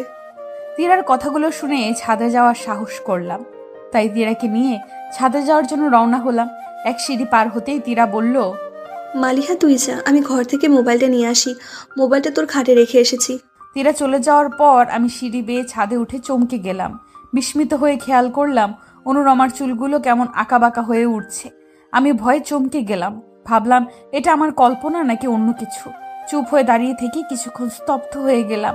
পাশে অরণ্যকে দেখে দ্বিতীয়বার চমকালাম। খেয়াল করলাম অরণ্য ছাদের মধ্যে শুয়ে আছে আর অনুরমা অরণ্যের উপর কি যেন করছে। মনে হচ্ছে কিছু একটা অরণ্যের উপর ছিটাচ্ছে। কিছুটা অদ্ভুত লাগছিল বিষয়টা। আমি দৌড়ে অনুরমার কাছে গেলাম। অনুরমার কাছে গিয়ে জিজ্ঞেস করলাম, অরণ্যের কি হয়েছে, এভাবে শুয়ে আছে যে? আর তুমি অরণ্যকে এমন করতেছো কেন? আমার কথাটা শুনেই অনুরমা আমার দিকে তাকালো। অনুরমা আমার দিকে তাকাতেই ভয় পেয়ে গেলাম, কারণ অনুরমার চোখ দিয়ে রক্ত বের হচ্ছিল। এতটা বিভৎস হয়ে গিয়েছিল তার চেহারা, তা দেখে ভয় কুকড়ে গেলাম। তবুও সাহস জুগিয়ে জিজ্ঞেস করলাম, তুমি কে? সত্যিই কি এগুলো আমার কল্পনা, নাকি এর বাইরে কোনো কিছু আছে? খেয়াল করলাম অনুরমা আমার কথার কোনো জবাব দিচ্ছে না। কোনো রকম জবাব না পেয়ে যখনই আমি অনুরমাকে ধরতে যাব, ঠিক তখনই খেয়াল করলাম অনুরমার চুলগুলো সাপের মতো আমার দিকে তেড়ে আসছে। আমি ভয় পেয়ে পেছোতে লাগলাম। আমার পেছানোর সাথে সাথে চুলগুলো লম্বা হয়ে আমার পেছনে আসতে লাগলো। আমি পেছোতে পেছোতে এক পর্যায়ে ছাদের কার্নিশে চলে গেলাম। ঠিক এই সময় চুলগুলো আমাকে পেঁচিয়ে ধরলো। এমনভাবে পেঁচিয়ে ধরলো যে আমার দম আটকে নিঃশ্বাস নিতে কষ্ট হচ্ছিল। শরীরটা মোচড়াতে লাগলো। নিজেকে ছাড়ানোর যত চেষ্টা করছিলাম ততই চুলগুলো আমাকে আরো শক্ত করে পেঁচিয়ে ধরলো। এক পর্যায়ে আছাড় মেরে ফেললো। আছাড় মারার পর মাথায় প্রচন্ড আঘাত পেলাম। ছাদের মেঝে থেকে একটা পেরেক হাতে ঢুকে গেল। কোনো রকমে অনুরমার দিকে তাকিয়ে দেখলাম অনুরমার চেহারাটা হিংস্র হয়ে গিয়েছে। হাতের পেরেকটা ঢুকে টলমল করে রক্ত বের হতেই আমি ব্যথায় চিল্লানি দিয়ে উঠলাম। ঠিক এই মুহূর্তে তীরার ডাকে পুনরায় অবাক হলাম, কারণ আমি খেয়াল করলাম আমি এখনো সিঁড়ির কাছে দাঁড়িয়ে আছি। তার মানে আমি এখনো ছাদে যাইনি। তাহলে একটু আগে আমার সাথে যা ঘটলো সেটা কি আমার কল্পনা? ভাবতে ভাবতে একদম চুপ হয়ে দাঁড়িয়েছিলাম। তখন তীরা ধাক্কা দিয়ে বলল, কি হলো? তুই এভাবে চিল্লানি দিয়ে উঠলি, আর তোর হাতে কি হলো? এভাবে রক্ত পড়ছে যে? তীরার কথায় হাতটা দেখে আমি ভাবলাম কিছুক্ষণ আগের ঘটনা যদি মিথ্যা হয় তাহলে আমার হাতে পেরেক ঢোকার আঘাতের চিহ্নটা কিভাবে হলো? অবশ্যই এটা আমার কল্পনা না। যদি আমার কল্পনা হতো তাহলে আঘাতের চিহ্নটা হাতে থাকতো না। হলো, এবার বিশ্বাস হলো এতক্ষণ যা ঘটেছে সেটা মোটেও আমার কল্পনা না। এটা কোনো মায়া। আমি নিশ্চিত কোনো মায়ার জালে ফেসে গিয়েছি। আর অনুরমা কোনো সাধারণ মানুষ না। রহস্যের করার একটা গন্ধ পেলাম, কিন্তু কি সেই রহস্য? আমি কি সেটা উদ্ঘাটন করতে পারবো? অপরদিকে তীরা এইভাবে আমাকে ভাবনাতে ডুবে থাকতে দেখে পুনরায় ধাক্কা দিয়ে বলল, কিরে মালিহা, কথা বলছিস না কেন? আমি তীরার কথায় ভাবনার জগৎ থেকে নিজেকে বের করে এনে বললাম, না তেমন কিছু না, চল ছাদে যাই। তীরাকে নিয়ে ছাদে যাওয়ার পর খেয়াল করলাম অরণ্য আর অনুরমা দাঁড়িয়ে আছে। অনুরমা আমাকে দেখেই একটা মুচকি হাসি দিয়ে বলল, কি ব্যাপার, তোমার হাতে কি হচ্ছে? এরকম আঘাত পেলে কি করে? পাশ থেকে অরণ্য আমার হাতটা দেখে বলল, মালিহা দেখি তো তোর হাতটা কি করে এমন জখম করলি, সাবধানে চলতে পারিস না? এ বলে অরণ্য আমার হাতটা নিয়ে হাত দেখতে লাগলো। এর মধ্যে অনুরমার দিকে খেয়াল করে দেখলাম অনুরমার চোখ রাগে রক্তবর্ণ ধারণ করে রক্ত ঝরছে। আমি অনুরমাকে এইভাবে দেখার পর নিজেকে বেশ শান্ত রাখলাম। এবার আমার মনে হলো অনুরমা সত্যিই সাধারণ কোনো মানুষ না। এসবের পেছনে অবশ্যই কোনো রহস্য আছে। এসব ভেবে অরণ্যের কাছ থেকে নিজের হাতটা ছাড়িয়ে নিয়ে বললাম, তোকে দেখতে হবে না, আমি ঠিক আছি। হাতটা ছাড়িয়ে অনুরমার দিকে এবার খেয়াল করলাম। অনুরমা তো চোখগুলো স্বাভাবিক। আমি বিষয়টা আরেকটু ভালোভাবে বোঝার জন্য অরণ্যকে বললাম, দেখ তো অরণ্য, হাতের এই জায়গাটায় কি বেশি জখম হয়েছে? তোর মতিগতি বুঝি না। এ বলিস হাত না ধরতে এখনই বলছিস আবার দেখে দিতে। কি যে করিস না, দে দেখি। এ বলে অরণ্য আমার হাতটা নিয়ে দেখতে দেখতে বলল। ভালোই তো জখম হয়েছে, এভাবে পেরেক ঢুকলো কি করে? আমি অরণ্যকে পুনরায় বললাম, একটু রক্তটা মুছে দে তো। অরণ্য রক্তটা আলতো করে মুছতে থাকলো আর বলতে লাগলো, এত বেখেয়ালিভাবে চললে হয়? একটু সাবধানে চলতে পারিস তো। আমি অরণ্যের কথায় পাত্তা না দিয়ে অনুরমার দিকে তাকালাম। খেয়াল করলাম অনুরমার চোখ থেকে পুনরায় রক্ত ঝরতে লাগলো। ব্যাপারটা আরো ভালোভাবে বোঝার জন্য আমি অরণ্যের হাত থেকে নিজের হাতটা ছাড়িয়ে নিয়ে বললাম, আর দরদ দেখাতে হবে না। বলেই অনুরমার দিকে আবার তাকালাম।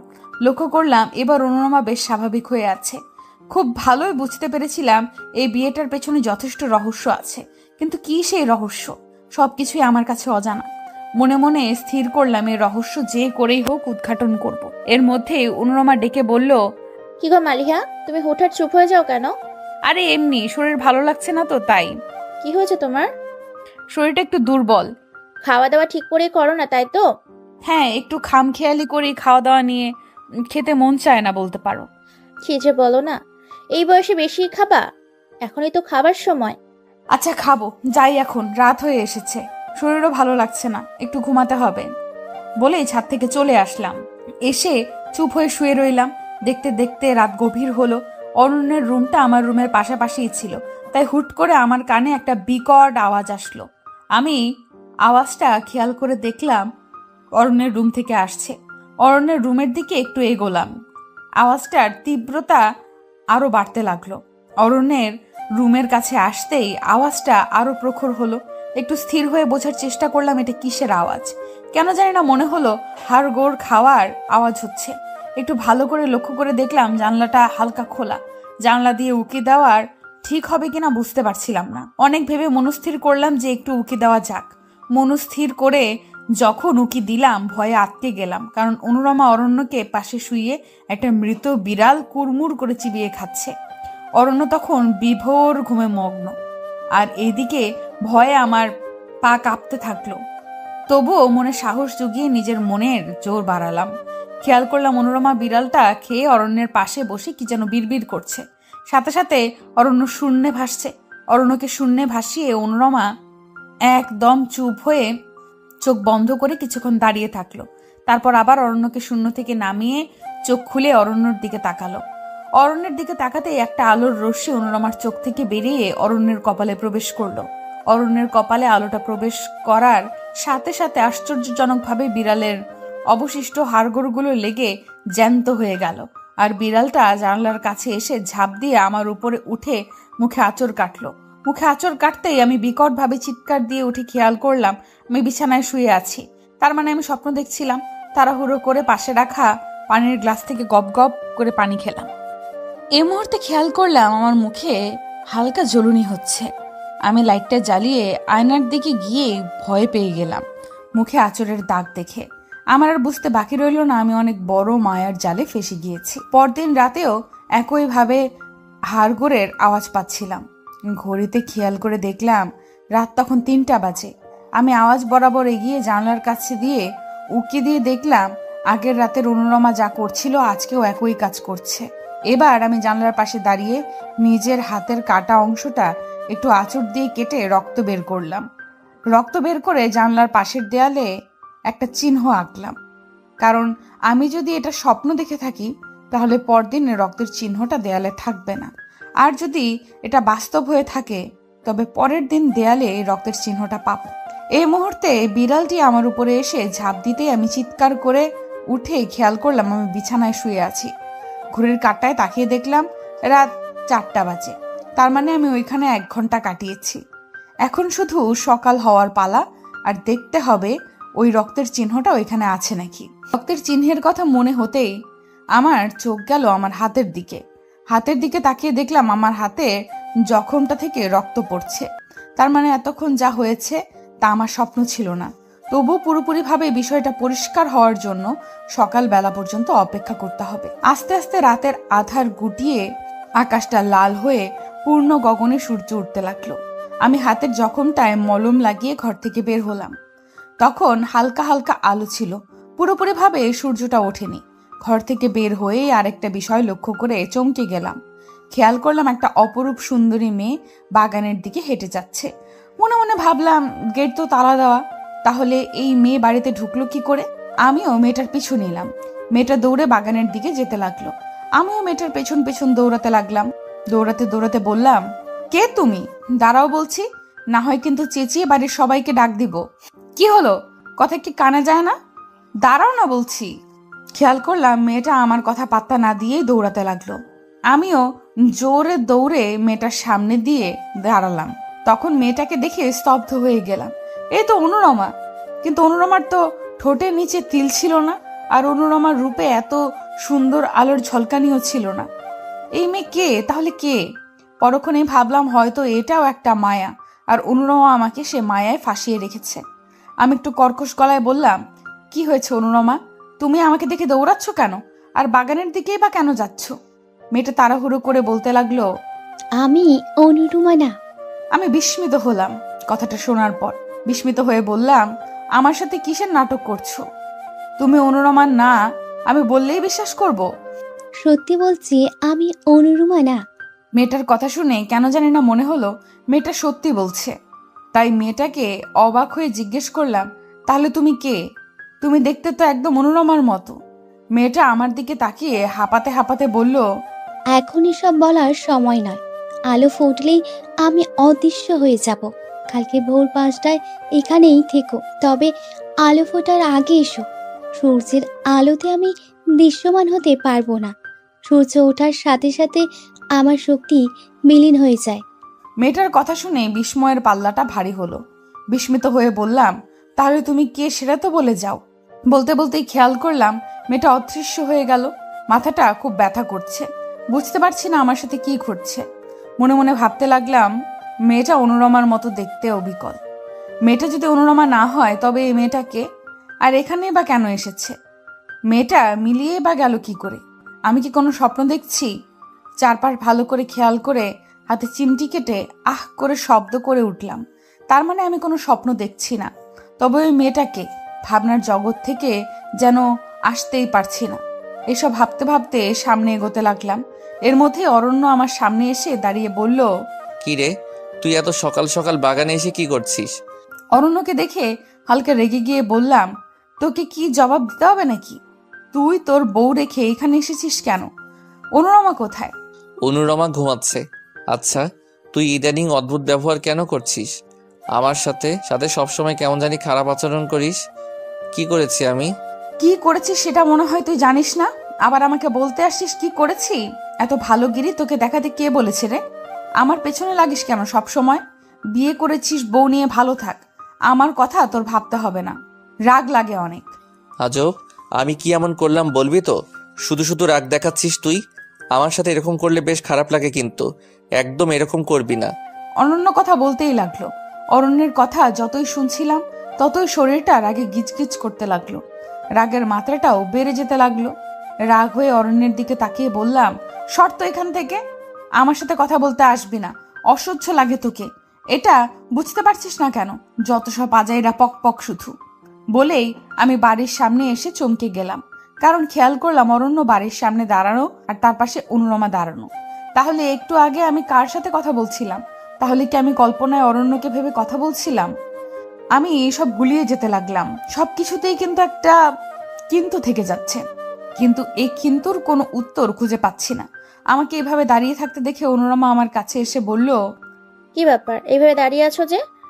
আর এত সকাল সকাল বাগানের দিকে গিয়েছিলে কেন? অনুরমার কথা শুনে ভাবনার ঘোর থেকে বেরিয়ে বললাম, এমনি হাঁটতে গিয়েছিলাম, শরীরটা ভালো লাগছে না তো, তাই ভাবলাম বাগানে হাঁটলে মনটা ভালো লাগবে, এই আর কি।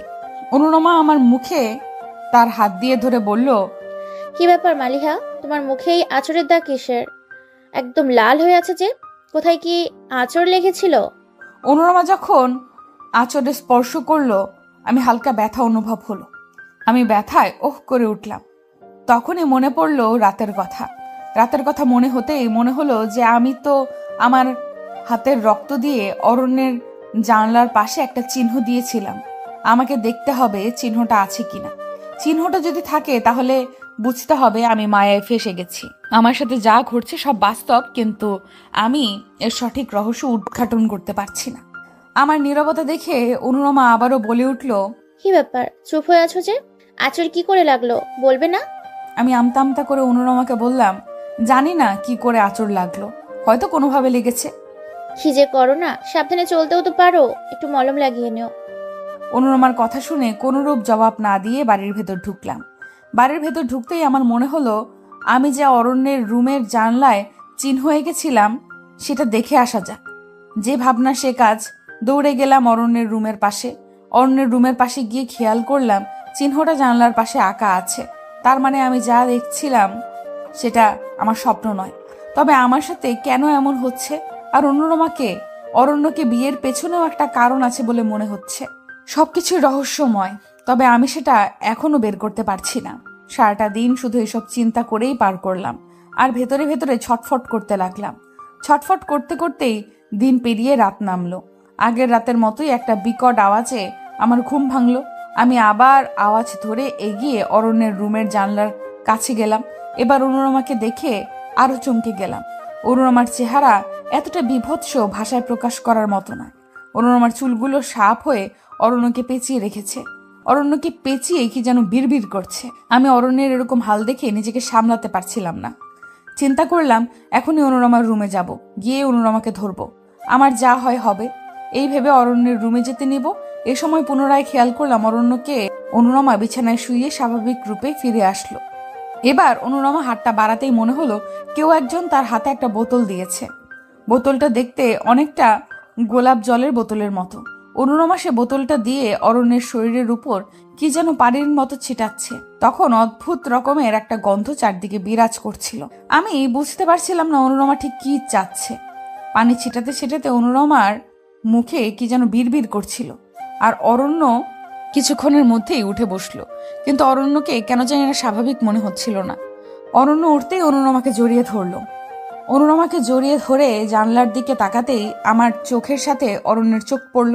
অরণ্যের চোখে চোখ পড়তেই মনে হলো অরণ্যের চোখ থেকে আগুন বের হচ্ছে। আমি অরণ্যের চোখে তাকিয়ে থাকতে পারছিলাম না, আবার চোখ সরাতেও পারছিলাম না। খেয়াল করলাম অরণ্যের চোখ থেকে আগুনটা আমার দিকেই আসছে। আগুনটা আমার দিকে আসতেই আগুনটার উত্তাপে আমার মুখে ছ্যাঁকা লাগলো। মুখে ছ্যাঁকা লাগতেই অসম্ভব জ্বলুনি অনুভব করলাম, আর খপ করে ঘুম থেকে উঠে দেখলাম আমি আমার রুমে শুয়ে আছি।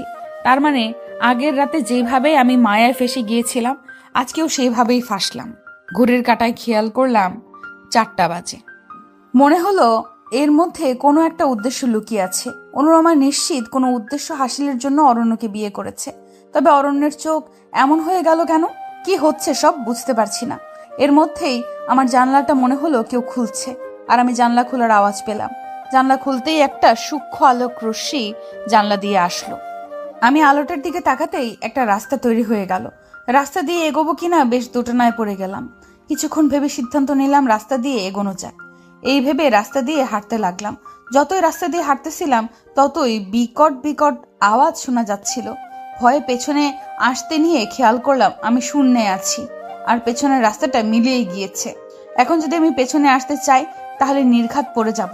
উপায় না পেয়ে ভয়ে ভয়ে সামনে এগিয়ে যেতেই একটা বিষয় দেখে ভয় কেঁপে উঠলাম, কারণ খেয়াল করলাম সামনে অরণ্য আর অনুরমা দাঁড়ানো। আমি বিস্মিত হয়ে অরণ্যের দিকে তাকিয়ে আরো ভয় পেয়ে গেলাম, কারণ অরণ্যের চোখে আগুনের লাভা জ্বলছিল।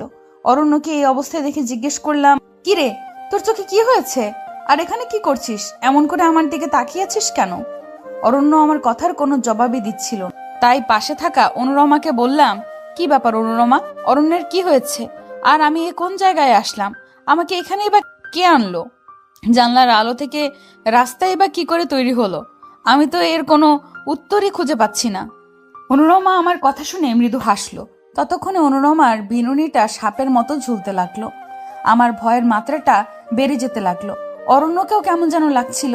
বেশ ভালোই বুঝতে পারছিলাম অরণ্য কোনো শক্তির মায়ায় পড়ে আছে। অপরদিকে অনুরমাকে বারবার একই প্রশ্ন করছিলাম, তবে অনুরমার মুখ থেকে কোনো জবাবই আসছিল না। তাই সাহস করে অনুরমার কাছে গেলাম। অনুরমার কাছে গিয়ে অনুরমাকে যখনই ধরতে যাব ঠিক তখনই অনুরমা বিকট একটা হাসি দিল। অনুরমার হাসিতে আরো বেশি ভয় পেয়ে গেলাম। ভয়ে থমকে দাঁড়িয়ে পড়লাম। অনুরমা হাসতে হাসতে বলল, কিরে এদিকে আসছিস যে?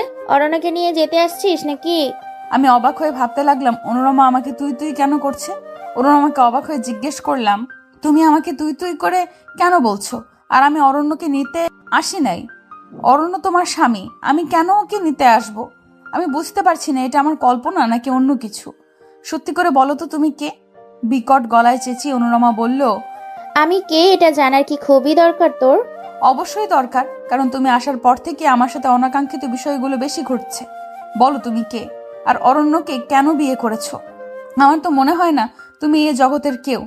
আমার কাছে কেন জানি না মনে হচ্ছে অরণ্যকে বিয়ের পেছনে তোমার কোনো উদ্দেশ্য আছে। আর কি উদ্দেশ্যে এই বাড়িতে এসেছো?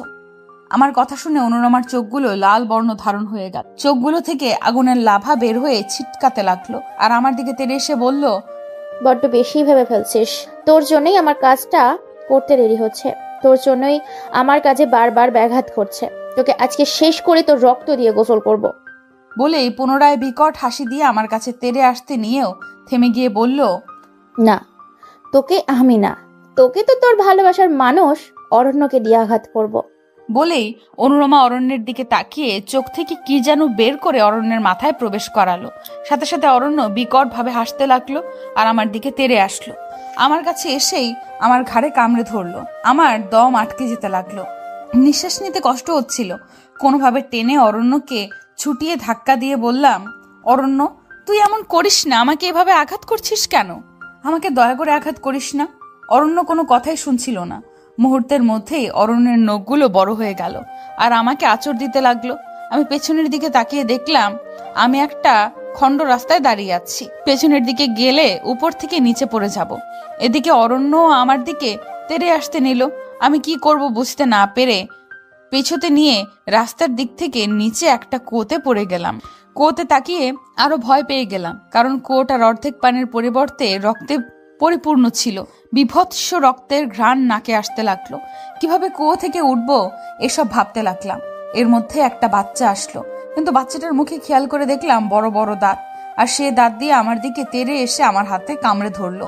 হাতের কামড়টা ছাড়ানোর চেষ্টা করলাম, কোনোভাবেই ছাড়াতে পারছিলাম না। এক পর্যায়ে শরীরের সমস্ত শক্তি দিয়ে সজোরে ধাক্কা দিতেই ঘুম থেকে খপ করে উঠলাম। ঘুম থেকে উঠেই এক গ্লাস পানি খেলাম, ঘরের লাইটটা জ্বালালাম। শরীরটা ঘাম দিল অনেক, আর ভয়ে হাত পা কাঁপছিল। বিছানা থেকে নামার সাহস পাচ্ছিলাম না। মনে হতে লাগলো এই বুঝি খাটের নিচ থেকে কেউ এসে আমাকে জাপটে ধরলো। ভয়ে বিছানায় শুয়ে ভাবতে লাগলাম কিছুক্ষণ আগের ঘটনা কি সত্যি ছিল নাকি কল্পনা। এর মধ্যেই গলায় ব্যথা অনুভব করলাম। মোবাইলের ক্যামেরাটা অন করে দেখলাম একটা কামড়ের দাগ গলায়। হাতেও খেয়াল করলাম একটা কামড়ের দাগ। তার মানে কিছুক্ষণ আগের ঘটনাটা সত্যি। যদি সত্যি হয় তাহলে অনুরমাকে আর অরণ্যকে কেন বিয়ে করেছে? প্রশ্নগুলো মনে আসতে লাগলো, কিন্তু কোনো উত্তর পাচ্ছিলাম না।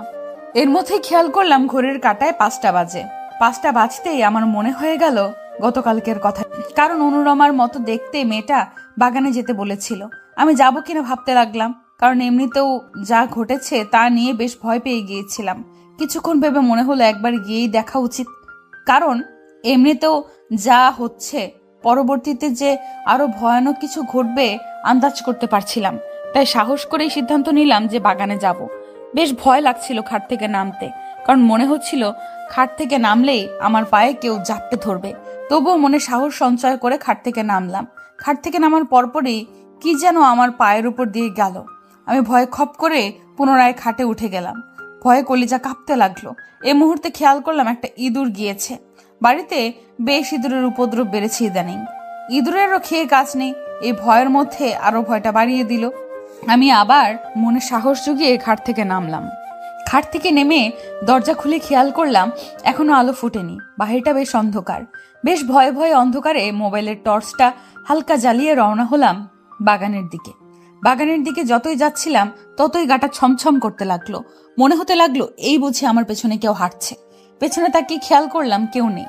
চারপাশে গাছ দেখেও ভয় পেয়ে যাচ্ছিলাম। মনে সাহস জোগাতে চাইলে ভয় কুকড়ে যাচ্ছিলাম। ভয়ে ভয়ে বাগানের ভেতর ঢুকলাম। খেয়াল করলাম বাগানে কেউই নেই, কিন্তু মেয়েটা তো বলেছিল 5টার দিকে এখানে থাকবে। তাহলে মেয়েটা কোথায়? এখনো আসছে না কেন? পাক্কা 10 মিনিট অপেক্ষা করার পরও যখন মেয়েটাকে পেলাম না, তখন এখানে দাঁড়িয়ে থাকার তেমন সাহস হলো না। তাই বাড়ির পথে রওনা দিলাম। এর মধ্যে মনে হলো কেউ আমার কাঁধে হাত রেখেছে। আমি বেশ ভয় পাচ্ছিলাম। পেছনের দিকে তাকাতে। তবুও নিজেকে সামলে পেছনে ফিরে তাকাতেই দেখলাম অনুরমার মতো দেখতে মেয়েটা দাঁড়িয়ে আছে। আমি অনুরমার মতো দেখতে মেয়েটাকে বললাম, তোমার জন্যই এখানে এসেছি, বলো তুমি কে? তুমি আর অনুরমা দেখতে একরকম কিভাবে হলে? তুমি যদি অনুরমা না হও তাহলে তুমি কে? মেয়েটা আমার দিকে একটু তাকালো। মেয়েটার চোখ দেখে মনে হলো বেশ মায়াবী। অনুরমার চোখ মোটেও এত মায়াবী। আমি চোখ থেকে আমার চোখটা সরিয়ে নিলাম, কারণ মনে হচ্ছিল কোনো মায়ায় ফেসে যাব। চোখটা সরিয়ে মেয়েটাকে আবার বললাম, বলো তুমি কে? কথা বলছো না কেন? মেয়েটা একটু চুপ থেকে বলল, আমি অনুরুমার যমজ বোন নিরুপমা। তাহলে সত্যি অনুরমা কোনো স্বাভাবিক মানুষ না, কারণ নিরুপমা যে অন্য জগতের মানুষ সেটা আমি গতকালকে অদৃশ্য হওয়ার দৃশ্য দেখেই বুঝেছিলাম। কারণ নিরুপমাকে জিজ্ঞেস করলাম, আমার তো মনে হচ্ছে না তুমি এ জগতের মানুষ। তুমি যদি অন্য জগতের হও তাহলে নিশ্চয়ই অনুরমাও এ জগতের না, আর অনুরমাও কোনো মানুষ না। জবাবে নিরুপমা বলল, মালিয়া, তোমার ধারণা ভুল। আমি এই জগতের না, এটা ঠিক। তবে অনুরুমা মানুষ, আর সে এই জগতে। আমি বিস্মিত হয়ে বললাম, এটা কি করে সম্ভব? তুমি আর অনুরমা যদি যমজ বোন হও তাহলে দুজন দুই জগতের কি করে সম্ভব? আমি তো কোনো কিছুই বুঝছি না। নাকি তুমি অনুরমা আমাকে মায়ায় ফাঁসাতে চাচ্ছ? তোমাকে বিশ্বাস করতে কষ্ট হচ্ছে। নিরুপমা তার মায়াবী গলায় বলল, আমাকে তুমি বিশ্বাস করো, আমি তোমার ভালো করতে এসেছি, তোমাকে সাহায্য করার জন্য এসেছি। আর আধা ঘন্টা পরে সূর্যের আলো ওঠার সাথে সাথে আমি অদৃশ্য হয়ে যাব। এর আগে তুমি শুধু আমার কথাটা শোনো। আমার কথাটা শুনলে তোমার ভিতরে থাকা সব প্রশ্নের উত্তর পেয়ে যাবে। অনুরুমা কে, আমি কে, আর অনুরুমা কেন অরণ্যকে বিয়ে করেছে, আর তোমার সাথে কেন এমন ঘটছে, সব রহস্যের উত্তর পেয়ে যাবে। শুধু আমার কথাগুলো শোনো। নিরুপমার দিকে তাকিয়ে বললাম, কি বলতে চাও বলো? নিরুপমা মুখটা গম্ভীর করে বলল, আজ থেকে 30 বছর আগে আমার বাবা মায়ের কোল আলো করে আমাদের দু বোনের জন্ম হয়। আমি আর অনুরুমা ছিলাম যমজ বোন। আমাদের দুজনের চেহারা একই রকম ছিল, তবে আমি দেখতে একটু ফর্সা ছিলাম আর অনুরুমা দেখতে শ্যামবর্ণ ছিল। আমাদের আর একটা পার্থক্য হলো আমার ঠোঁটের নিচে একটা তিল ছিল, আর অনুরুমার ঠোঁটের নিচে কোনো তিল ছিল না। যাই হোক, আমাদের চরিত্রের মধ্যেও অনেক পার্থক্য ছিল। আমি খুব শান্তশিষ্ট ছিলাম, আর অনুরুমা ছোটবেলা থেকেই অনেক উগ্র মেজাজের ছিল। উগ্র মেজাজের কারণে বাবা মা তাকে একটু শাসনেই করলে সে আমার দিকে তেড়ে আসতো, কারণ তার ধারণা ছিল যে আমি শান্তশিষ্ট থাকি বলেই তাকে সবাই শাসন করে। মাঝে মাঝে এমন হতো যে বাবা মা তাকে শাসন করে মারলে আমাকে এসে মারত। আরও অনেক অনাকাঙ্ক্ষিত কাণ্ড ঘটাত। এভাবেই আমি আর অনুরুমা বড় হতে লাগলাম। অনুরুমা আর আমার চুলগুলো ধীরে ধীরে বড় হতে লাগলো। আমাদের দু বোনের চুলগুলোই ছিল অনেক লম্বা। পড়াশুনোর দিক দিয়ে আমি বেশি ভালো ছিলাম। মোট কথা, আমার মধ্যে সব কিছুর একটা ভালো দিক ছিল, আর অনুরুমা তার বিপরীত ছিল। দেখতে দেখতে দুজনের বয়স 25 হলো, আর সেখানে থেকেই বিপত্তি ঘটা শুরু করলো। একদিন খেয়াল করলাম অনুরুমার রুমে একটা বিড়াল নিয়ে আসে। সেটাকে প্রথমে আঘাতের পর আঘাত করে মেরে ফেলে। আমি অনুরুমার এমন ব্যবহারে ভয় পেয়ে গিয়েছিলাম। অনুরুমাকে বললাম, অনুরুমা, তুই বিড়ালটাকে এভাবে নির্মমভাবে আঘাত করে মারলি কেন? এতটা হিংস্র কি করে হতে পারলি? তোর বুক কি কেঁপে ওঠেনি? সাথে সাথে অনুরুমা একটা অট্ট হাসি দিয়ে বলল, এটাকে এখন জীবিত করব, দেখবি কি করি। আমি অবাক হয়ে জিজ্ঞেস করলাম, কিভাবে? অনুরুমার সাথে কি যেন বিড়বিড় করছিল, আর বিড়ালটা জ্যান্ত হয়ে দৌড়ে গেল। সেদিনের কারণটা জানতে না পারলেও পরে জানতে পারি অনুরুমা কালো জাদুর প্রতি ঝুঁকে গিয়েছে। কার সংস্পর্শে এমন হয়েছে প্রথমে বুঝতে পারিনি, পরে জানতে পারলাম এক পিশাচী সন্ন্যাসীর কাছ থেকে এগুলো শিখেছে। আমি অনুরুমাকে অনেক বোঝানোর চেষ্টা করেছি, এই কাজগুলো একদম ভালো না, এই কাজগুলো যেন না করে। অনুরুমা আমার কথার কোনো পাত্তা দিত না, বরং কাজগুলো আমার সামনে বেশি করত। তাই বাধ্য হয়ে বাবা মাকে বলি। মা বাবাও অনুরুমাকে অনেক শাসন করেছিল, কিন্তু অনুরুমা বাড়ি ছেড়ে গিয়ে সন্ন্যাসের সাথে থাকা শুরু করলো আর কালো জাদুতে নিজেকে অভিজ্ঞ করতে লাগলো। আস্তে আস্তে অনুরুমা আরো শক্তিশালী হয়ে গেল। এদিকে বাবা মা অনুরুমার চিন্তায় শুকিয়ে গেল। বাবা মায়ের এমন দশা দেখে বহুবার অনুরুমার কাছে খবর পাঠিয়েছে যাতে করে অনুরুমা ফিরে আসে, কিন্তু অনুরুমা ফিরে আসেনি। একদিন উপায় না পেয়ে বাবা মায়ের কথা ভেবে আমি গেলাম সেই সন্ন্যাসীর খবরিতে। সন্ন্যাসীর খবরিতে গিয়ে বেশ অবাক হলাম, কারণ কত শত বিদঘুটে জিনিসপত্র আশেপাশে ছড়িয়ে ছিটিয়ে আছে, অন্ত নেই। বেশ ভয় করছিল বাড়ির ভিতরে ঢুকতে, তবুও নিজের মনে সাহস জুগিয়ে ভিতরে ঢুকলাম। দরজার পাশে যেতেই অনুরুমার সন্ন্যাসীর কথোপকথন আমার কানে আসলো। আমি সরাসরি রুমে না ঢুকে দরজার পাশে দাঁড়িয়ে পড়লাম। সন্ন্যাসী অনুরুমাকে বলছে, তুই আগের চেয়ে অনেক কিছু শিখেছিস, অনেক শক্তিশালী হয়েছিস, কিন্তু তোকে এ শক্তি ধরে রাখতে হলে একটা কাজ করতে হবে। এতে করে তোর শক্তি বাড়বে আর বেঁচে থাকতে পারবি অনেকদিন। যদিও কাজটা অনেক কঠিন, তুই পারবি কিনা আমি একটু সন্দিহানে আছি। অনুরুমা সন্ন্যাসীকে আশ্বস্ত করে বলল, যত কঠিন কাজই হোক না কেন আমি করতে প্রস্তুত। আপনি আমাকে বলুন কি করতে হবে। নিজের শক্তি বাড়ানোর জন্য আমি সব কাজ করতে রাজি আছি। সন্ন্যাসী গম্ভীর গলায় জবাব দিল, তোকে নর বলি দিতে হবে। নর বলি না দিলে তোর শক্তি বেশি দিন স্থায়ী হবে না। নরবলির কথা শুনেই আমার ভিতরটা আঁতকে উঠেছিল। ভেবেছিলাম অনুরুমা রাজি হবে না, কিন্তু অনুরুমা নরবলি দিতেও রাজি হয়ে গেল। অনুরুমা সন্ন্যাসীকে বলল, এ তো কোনো কঠিন কাজই না, এটা অধিকই সহজ কাজ। আমি আমার শক্তি দিয়ে একটা মানুষ ধরে এনে বলি দিয়ে দিব, এটা নিয়ে আপনি একদম চিন্তা করবেন না। সন্ন্যাসী রহস্য গলায় বলল। একটা বিপত্তি আছে। অনুরুমা প্রশ্ন করল, কি বিপত্তি? বিপত্তিটা হলো যাকে তাকে বলি দিতে হবে না।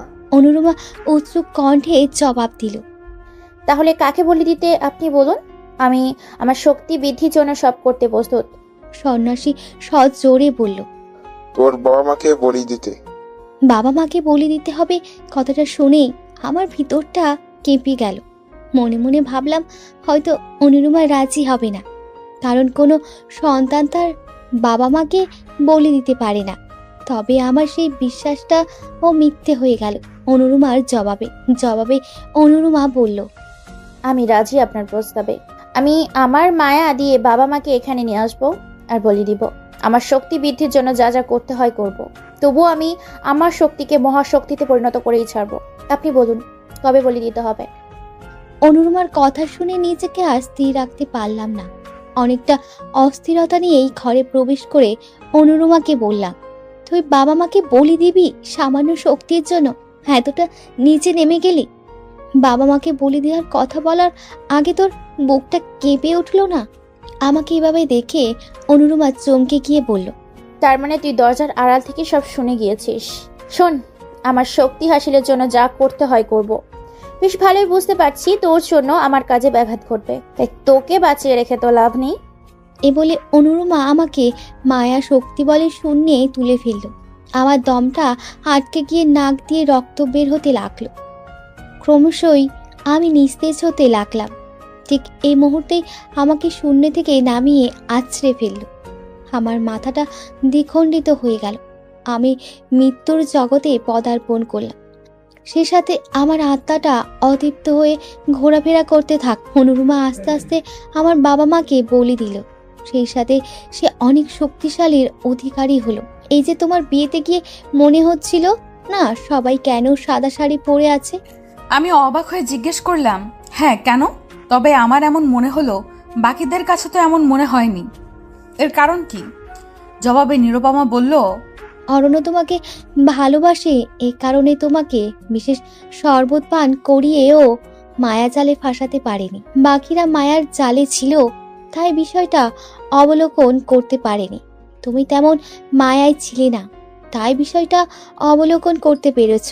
সবাই সাদা কাপড় পরেছিল, এই জন্য সে বাড়ির কেউই জীবিত ছিল না, শুধুমাত্র অনুরুমা ব্যতীত। ওই বাড়িতে সবাই আত্মা হয়ে ঘুরে বেড়াচ্ছে। অনুরমা সেগুলোই মায়া শক্তি দিয়ে বিয়ের আসর সাজিয়ে অরণ্যকে বিয়ে করেছে।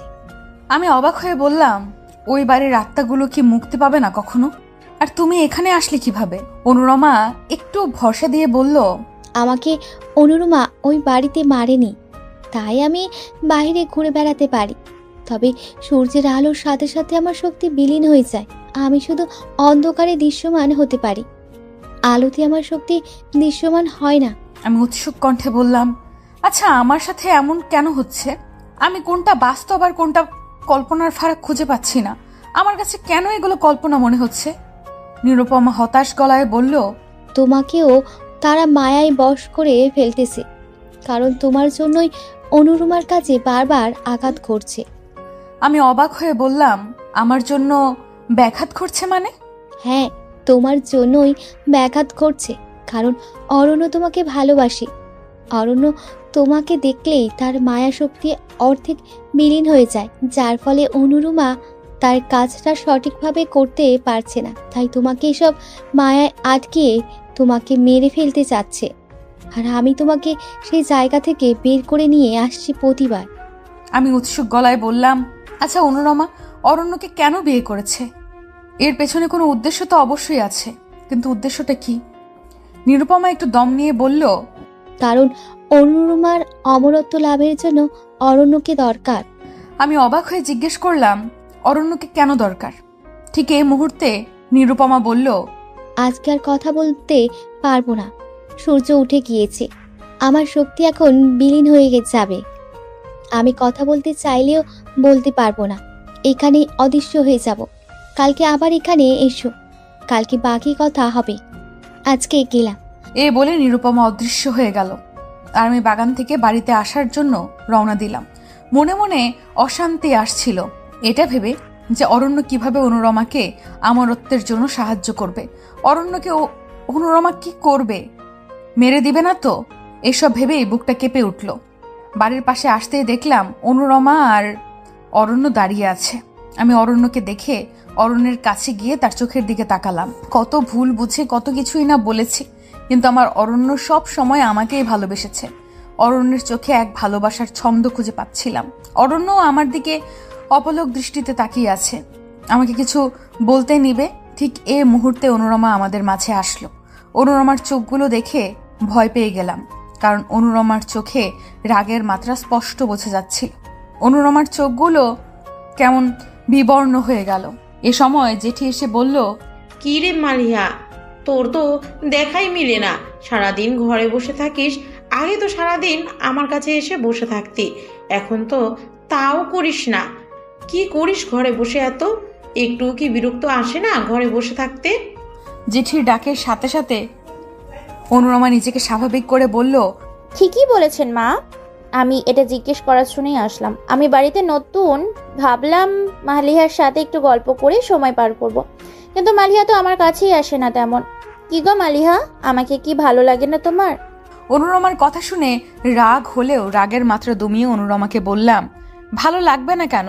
বেশ ভালো লাগে, তবে আমার শরীরটা ভালো না, তাই শুয়ে থাকি। শরীর দুর্বল তো, তাই উঠার শক্তি পাই না।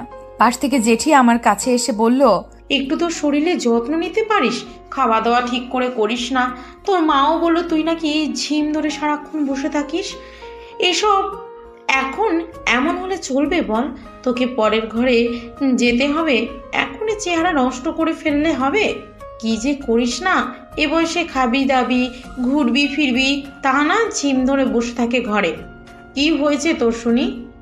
আমি জেঠিকে আস্তে করে বললাম, না জেঠি, তেমন কিছু না, একটু খাওয়া দাওয়া করলেই ঠিক হয়ে যাবে। আমি এখন গেলাম। জেঠি মাথাটা ঘুরাচ্ছে, ঘরে গিয়ে একটু বিশ্রাম নিব।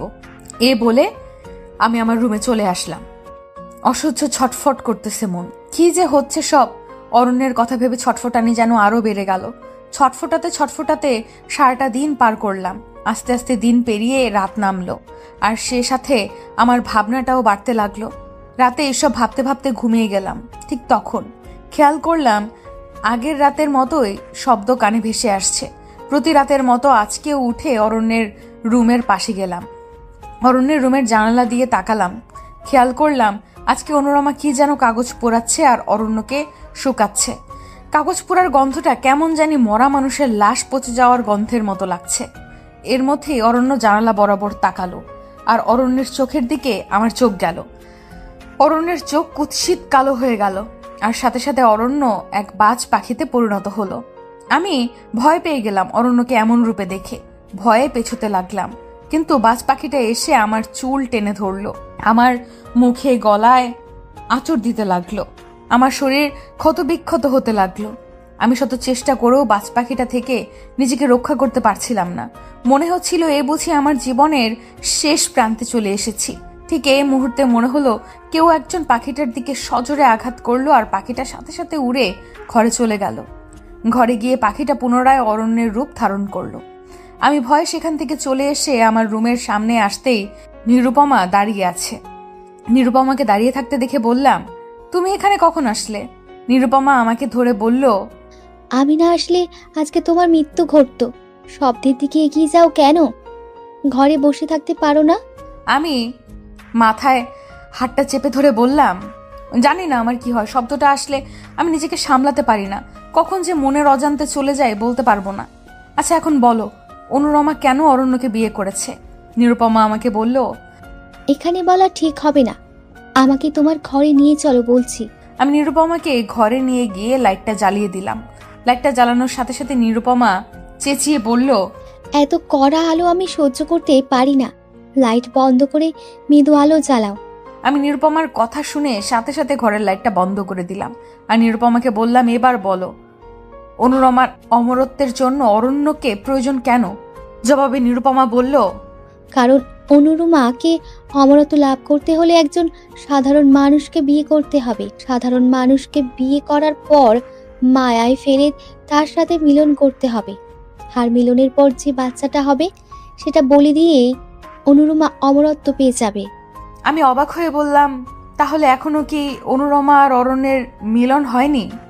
নিরুপমা কণ্ঠ গম্ভীর করে বলল, না, এখন মিলন হয়নি, কারণ মিলন করতে হবে পূর্ণিমা তিথিতে, আর পূর্ণিমা তিথি হবে আরো 15 দিন পর। অনুরমা এর মধ্যে অরণ্যকে মায়ায় ফাঁসিয়ে মিলনের জন্য প্রস্তুত করছে। তবে অরণ্যের মায়া তোমার কাছে আসলে নষ্ট হয়ে যাচ্ছে বারবার, তাই অনুরমা তোমাকে মারার জন্য হন্যে হয়ে ঘুরে বেড়াচ্ছে। 2-1 বার মারার পরিকল্পনা করে ব্যর্থ হয়েছে আমার জন্য, কারণ আমি প্রতিবার তোমাকে বাঁচিয়ে দিচ্ছি। তবে অরণ্য আর অনুরমার মিলনের পর আর একটা বিষয় ঘটবে। আমি উৎসুক চোখে নিরুপমার দিকে তাকিয়ে বললাম, কি ঘটবে? নিরুপমা দীর্ঘ নিঃশ্বাস নিয়ে বলল, মিলনের পর অরণ্যের মৃত্যু ঘটবে। অরণ্যের মৃত্যু ঘটবে। কথাটা শুনেই আমি আঁতকে উঠলাম। আঁতকে উঠে নিরুপমাকে বললাম, আমি থাকতে অরণ্যের কিচ্ছু হতে দিব না। আমাকে কি করতে হবে বলো, কি করলে অনুরমাকে শেষ করতে পারবো? নিরুপমা আমার কাছে এসে বলল, পূর্ণিমা তিথিতে অনুরমা আর অরণ্যের যেন মিলিত হতে না পারে সেটার ব্যবস্থা করতে হবে। কারণ এখন অনুরমা অরণ্যকে বিয়ে করেছে। যদি সঠিক সময়ে মিলিত হতে না পারে তাহলে অনুরমার মৃত্যু ঘটবে। তবে মিলন আটকানোর অনেক কঠিন কাজ, তুমি পারবে করতে? আমি বলিষ্ঠ গলায় নিরুপমাকে বললাম, আমি সব পারবো, আমার অরণ্যের জন্য নিজের জীবন দেওয়া লাগলেও দিব। নিরুপমা আমার সাহস দেখে বলল, আর 15 দিন পর পূর্ণিমা তিথি, আর এর আগেই তোমাকে একটা কাজ করতে হবে, অরণ্যের মায়ার জাল থেকে বের করে আনতে হবে। আমি বিস্ময়ের দৃষ্টিতে তাকিয়ে বললাম, তবে সেটা কিভাবে? আমি কিভাবে অরণ্যকে মায়ার জাল থেকে বের করব? এর একটা উপায় বলো। নিরুপমা কিছুক্ষণ চুপ হয়ে দাঁড়িয়ে থেকে বলল, অরণ্যের সামনে সামনে থাকবে সব সময়, অরণ্যের দিকে তাকিয়ে থাকার চেষ্টা করবে। অরণ্যকে অনুরমার কাছে বেশি যেতে দিবে না।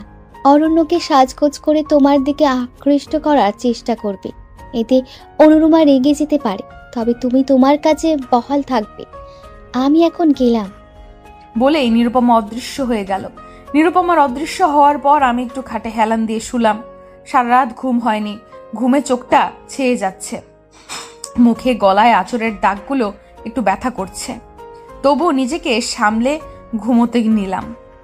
চোখটা ঠিক বুঝে আসবে এমন সময় বাইরে কান্নার আওয়াজে আমার ঘুম ভাঙলো। বাড়ির সবাই এভাবে কাঁদছে কেন, ব্যাপারটা আমার কাছে বড্ড গোলমেলে লাগছিল। আমি তাড়াহুড়ো করে উঠলাম, উঠে বাড়ির বাইরে গিয়ে চমকে গেলাম। আমার বুকের কষ্টটা মুহূর্তের মধ্যে বেড়ে গেল। খেয়াল করলাম তীরা মারা গেছে। আমার কলিজাটা ফেটে কম্পন দিতে লাগলো। চেঁচিয়ে কান্না করতে লাগলাম।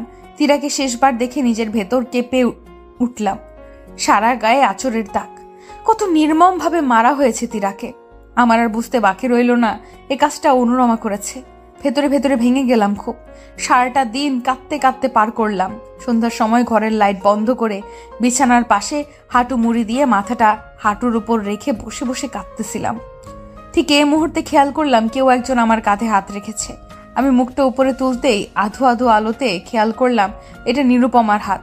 নিরুপমাকে দেখে জোরে কান্না করে দিয়ে বলতে লাগলাম, অনুরমা তীরাকে মেরে দিয়েছে। আমি এখন কি করব? আমার তো কিছুই ভালো লাগছে না। তীরার মতো কি অরণ্যকেও হারিয়ে ফেলবো বলেই কেঁদে দিলাম। নিরুপমা আমাকে সান্ত্বনা দিয়ে বলল, এখন কাঁদার সময় না। তোমাকে তোমার লক্ষ্য থেকে বিচ্যুত করার জন্য এই কাজটা করেছে। আমি অবাক হয়ে জিজ্ঞেস করলাম, লক্ষ্য থেকে বিচ্যুত করতে মানে? নিরুপমা আমার কাছে এসে তারপর মুখটা একটু মলিন করে বলল, গতকালকে রাতের কথা কি ভুলে গিয়েছো? আমি বলেছিলাম যে তোমাকে অরণ্যের সামনে বেশি ঘুরতে, সাজগোজ করে অরণ্যকে তোমার দিকে আকৃষ্ট করতে। এতে করে অরণ্যের মায়া কেটে যাবে। আমি বিস্ময়ের সুরে বললাম, কিন্তু এটার সাথে তীরার মৃত্যুর কি সম্পর্ক? নিরুপমা আমার হাতটা ধরে বলল, তুমি কি বোকা নাকি? শোনো মেয়ে, তীরাকে মেরে ফেলে তোমাকে হতাশ করে ফেলেছে। এখন চাইলেও সাজগোজ করে অরণ্যের সামনে গিয়ে অরণ্যকে আকৃষ্ট করতে পারছো না। এতে লাভটা কার হচ্ছে বলো? আমি সত্যিই ভাবতে পারিনি অনুরমা এত বড় ছক কষেছে। আমি অস্থির হয়ে নিরুপমাকে জিজ্ঞেস করলাম, এখন আমি কি করব বলো? কিভাবে আমি অরণ্যকে বাঁচাবো? সহজ হিসাব মালিয়া, নিজেকে শক্ত করো আর অরণ্যকে তোমার দিকে আকৃষ্ট করো। বলেই নিরুপমা অদৃশ্য হয়ে গেল। এদিকে সারা বাড়িতে মৃত্যুর আহাজারি। তবুও আমি নিজেকে সামলে নিলাম। আজকে অরণ্যের দেওয়া সবচেয়ে পছন্দের শাড়িটা পরলাম। তীরা সব সময় এই শাড়িটা পরলে বলতো, মালিহা তোরে এই শাড়ি পরলে কেন জানি না আকাশের নীলিমার মনে হয়। তীরার কথাটা মনে হয়েই মনের অজান্তেই হু হু করে কেঁদে উঠলাম। বুকটা দুমড়ে মুচড়ে গেল। তবুও নিজেকে সামলে নিলাম। হাতে কাচের চুড়ি আর পায়ে নুপুর পরলাম। রাত তখন 1টা। অরণ্যের ঘরের সামনে গিয়ে পায়ের নুপুর বাজাতে লাগলাম। খেয়াল করলাম অনুরমা দরজা খুলেছে। অনুরমাকে দরজা খুলতে দেখে আমি পায়ে পড়া নুপুরের আওয়াজগুলো জোরে জোরে দিতে লাগলাম। আমার নুপুরের আওয়াজ শুনে অরণ্য দরজার পাশে এসে আমাকে এভাবে দেখে অবাক দৃষ্টিতে তাকিয়ে রইল। আমি অরণ্যের দিকে তাকিয়ে একটা মিষ্টি হাসি দিলাম। সাথে সাথে খেয়াল করলাম আমি শূন্যে ভাসছি। আর কিছুক্ষণের মধ্যেই শূন্য থেকে আছড়ে নিচে পড়ে গেলাম। উঠে দেখলাম আমি বিছানায় শুয়ে আছি আর আশেপাশে মা জেঠিরা নির্জীব হয়ে বসে আছে। আমি বুঝতে পারছিলাম কি হয়েছে। আমি উঠে বসতেই মা আমার কাছে এসে বলল, কিরে মালিহা, কি হয়েছিল তোর? 15টা দিন শুধু হালকা জ্বরে ভুগছিস। ডাক্তার এসে দেখে গেল কয়েকবার। ডাক্তাররা কোনো রোগ ধরতে পারছিল না। হাসপাতালে ভর্তি করিয়েছিলাম, সেখান থেকেও রিলিজ দিয়ে দিল। আর তোর হুঁশও ছিল না। এই একটু হুঁশ আসছে আবার চলে যেত। নীল শাড়ি চুড়ি পরে কোথায় গিয়েছিলি তুই? মায়ের কথা শুনে আমি অবাক হয়ে গেলাম। তার মানে আমি 15 দিন পার করে ফেলেছি। তাহলে তো আজকে পূর্ণিমা তিথি। আজকে যদি অরণ্যকে অনুরমার হাত থেকে বাঁচাতে না পারি, তাহলে চির বিদায় দিতে হবে অরণ্যকে। কি করব ভেবে উঠতে পারছিলাম না। নিরুপমার সাথে দেখা করা জরুরি। ঘড়ির দিকে তাকিয়ে দেখলাম সন্ধ্যা 6টা বাজে। তার মানে হাতে আর সময় নেই। কিন্তু আমি নিরুপমার সাথে দেখা করব কিভাবে? আশেপাশে তাকিয়ে দেখলাম অরণ্য আর অনুরমা নেই। অরণ্য আর অনুরমাকে না দেখে ভেতরটা ভয়ে কেঁপে উঠল। আমি চুপ করে ভাবতে লাগলাম কি করা যায়। বেশ হতাশ হয়ে পড়লাম। অরণ্যকে চিরতরে হারানোর একটা বিয়োগ যন্ত্রণা মনে বাজতে লাগলো। আমার নীরবতা দেখে জেঠি আমার পাশে বসে বলল, কিরে মালিহা, চুপ করে আছিস কেন? আর তুই বাগানে শাড়ি পরে গিয়ে কি করছিলি? জেঠির কথা শুনে ভাবতে লাগলাম আমি তো বাগানে ছিলাম না। আমি তো অরণ্যের রুমের সামনে ছিলাম। হয়তো অনুরমা বাগান নিয়ে ফেলে এসেছে। সব প্রশ্ন যেন মাথার মধ্যে গুলিয়ে ফেলছিলাম। জেঠি পুনরায় ধাক্কা দিয়ে বলল, কিরে মালিহা, কথা বলছিস না কেন? জেঠির ডাকে নিজেকে ভাবনার ঘোর থেকে বের করে এনে বললাম, জানি না জেঠি কি হয়েছিল, কেন যে এমন করলাম। বলেই মাথায় হাত দিয়ে চেপে ধরলাম। তখন জেঠি আমার কাছে এসে বলল, আচ্ছা তুই বিশ্রাম নে, এত কিছু ভাবতে হবে না, যা হয়েছে তো হয়েছেই, চুপ করে শুয়ে থাক। আমি তখন জেঠির দিকে তাকিয়ে বললাম, অরণ্য আর অনুরমা কোথায়? জেঠি হালকা হেসে বলল, ওরা ঘরেই আছে, তোর পাশে এতদিন বসেছিল। অনুরমা তো এ পর্যন্ত তোর যত্ন নিয়েছে, আজকে শুধু তোর পাশ থেকে উঠে ঘরে গেল। কথাটা শোনার পর আমিও আটকে উঠলাম। তার মানে অনুরমায় 15 দিন আমার যত্নের নাম করে মায়া শক্তিতে বেহুশ করে রেখেছিল। আমি যেহেতু মায়া শক্তিতে বেহুশ ছিলাম, তাই ডাক্তারও আমার কোনো রোগ ধরতে পারেনি।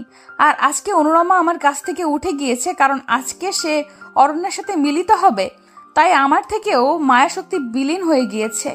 কিন্তু আমি কি অরণ্যকে বাঁচাতে পারবো? এইসব ভেবেই আমার মন ভয়ে আটকে উঠল।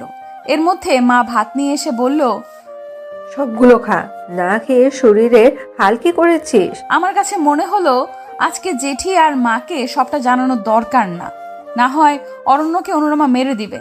আমি না দেরি করে জেঠি আর মাকে বলতে যাব, ঠিক এমন সময় খেয়াল করলাম অনুরমা লাল বেনারসি পরে দাঁড়িয়ে আছে।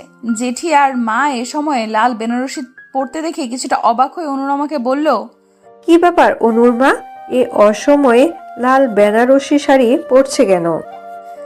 আমি মা জেঠিকে দ্রুত গলায় বললাম, মা জেঠি, এ অনুরমা অরণ্যকে মেরে দেবে, ওকে আটকাও।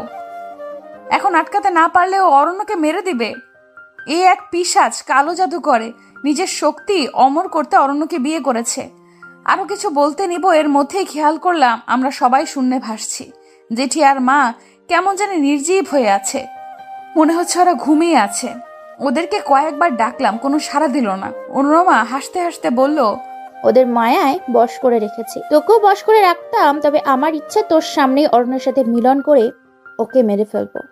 আর এটাই হবে সবচেয়ে বড় শাস্তি তোর, কারণ তুই আমাকে অনেক জ্বালিয়েছিস আর কাজে অনেক ব্যাঘাত ঘটিয়েছিস। তোর জন্য অনেক ঝামেলায় পড়েছি আমি। বলে অনুরমা আমাকে মাটিতে আছড়ে ফেললো। আমি আছড়ে পড়ে দম নিতে থাকলাম। খেয়াল করলাম রাতের 4টা আস্তে আস্তে বিস্তৃত হচ্ছে, সেই সাথে অনুরমার রূপের তেজ বাড়তে থাকলো। অনুরমা অরণ্যকে কাছে এনে অরণ্যের চোখের দিকে তাকালো, আর আমি নিজের প্রিয়কে হারানোর ব্যথায় ভুগছিলাম। এমন সময় খেয়াল করলাম নিরুপমা আমার কাছে এসেছে।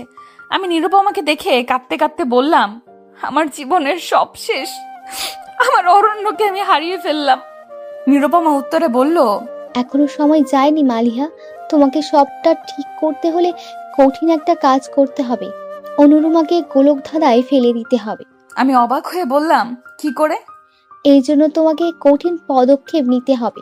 জোরালো গলায় বললাম, আমাকে বলো কি করতে হবে, তুমি যা বলো আমি তাই করব। নিরুপমা গম্ভীর হয়ে বলল, তোমাকে মৃত্যুবরণ করতে হবে। আমি বিস্মিত হয়ে বললাম, আমি মরে গেলে অরণ্যকে কিভাবে বাঁচাবো? জবাবে নিরুপমা বলল, তুমি মৃত্যুবরণ করলে আমি তোমার মধ্যে প্রবেশ করব।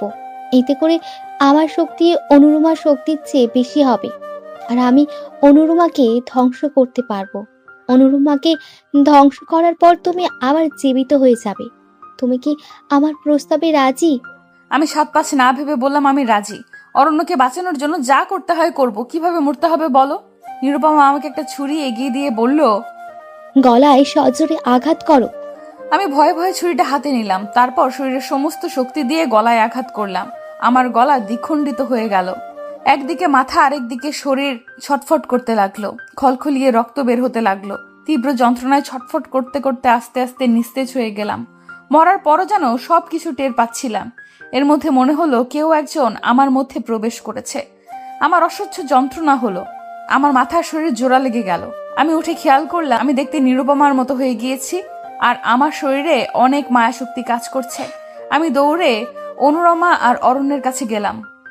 অনুরমাকে অরণ্যের থেকে দূরে সরালাম। অনুরমা আমার দিকে তেড়ে আসতে নিল, আমিও অনুরমার দিকে তেড়ে গেলাম। অনেকক্ষণ চেষ্টার পরেও অনুরমাকে কিছু করতে পারছিলাম না। একটা সময় গলায় আঘাত করতে গিয়ে অনুরমার বিনুনিতে টান পড়ে, আর অনুরমা আহ করে চেঁচিয়ে ওঠে। আমি বুঝতে পারলাম অনুরমার চুলে সব শক্তি রয়েছে, তাই সজোরে অনুরমার চুলে টান দিলাম। সাথে সাথে অনুরমার মাথা ভাগ হয়ে মগজ বের হয়ে আসলো। অনুরমা দেখতে কুৎসিত হয়ে গেল। অরুণমার সারা শরীর পুরো ছাই হয়ে গেল। নিমেষেই বাড়ির সবকিছু স্বাভাবিক হয়ে গেল। মনে হলো কিছু একটা আমার থেকে বের হয়ে গেল। আমার হাতে একটা রেখা টেনে গেল। তীরাও জীবিত হয়ে গেল। আর আমি খপ করে তীরার ডাকে ঘুম থেকে উঠলাম। তীরা বলতে লাগলো, কিরে মালিহা, বিয়ের দিন এত ঘুমালে চলবে? ওঠ, অরণ্য তো কখন উঠে গিয়েছে। আমি তীরার কথা শুনে বুকে থুতু দিলাম। এর মধ্যে অরণ্য রুমে ঢুকে বলল, কি রে, উঠবি না নাকি? বলে আমার হাতের দিকে নজর দিয়ে বলে উঠল, তোর হাতে এই রেখাটা কিসের? এটা তো আগে ছিল না। হাতের রেখাটা দেখেই আমার সবটা মনে পড়ে গেল। কি হয়েছে বুঝতে আর বাকি রইল না। সবাই মায়ায় ছিল, তাই সবটা ভুলে গিয়েছে। কিন্তু আমি তো জানি কি হয়েছিল।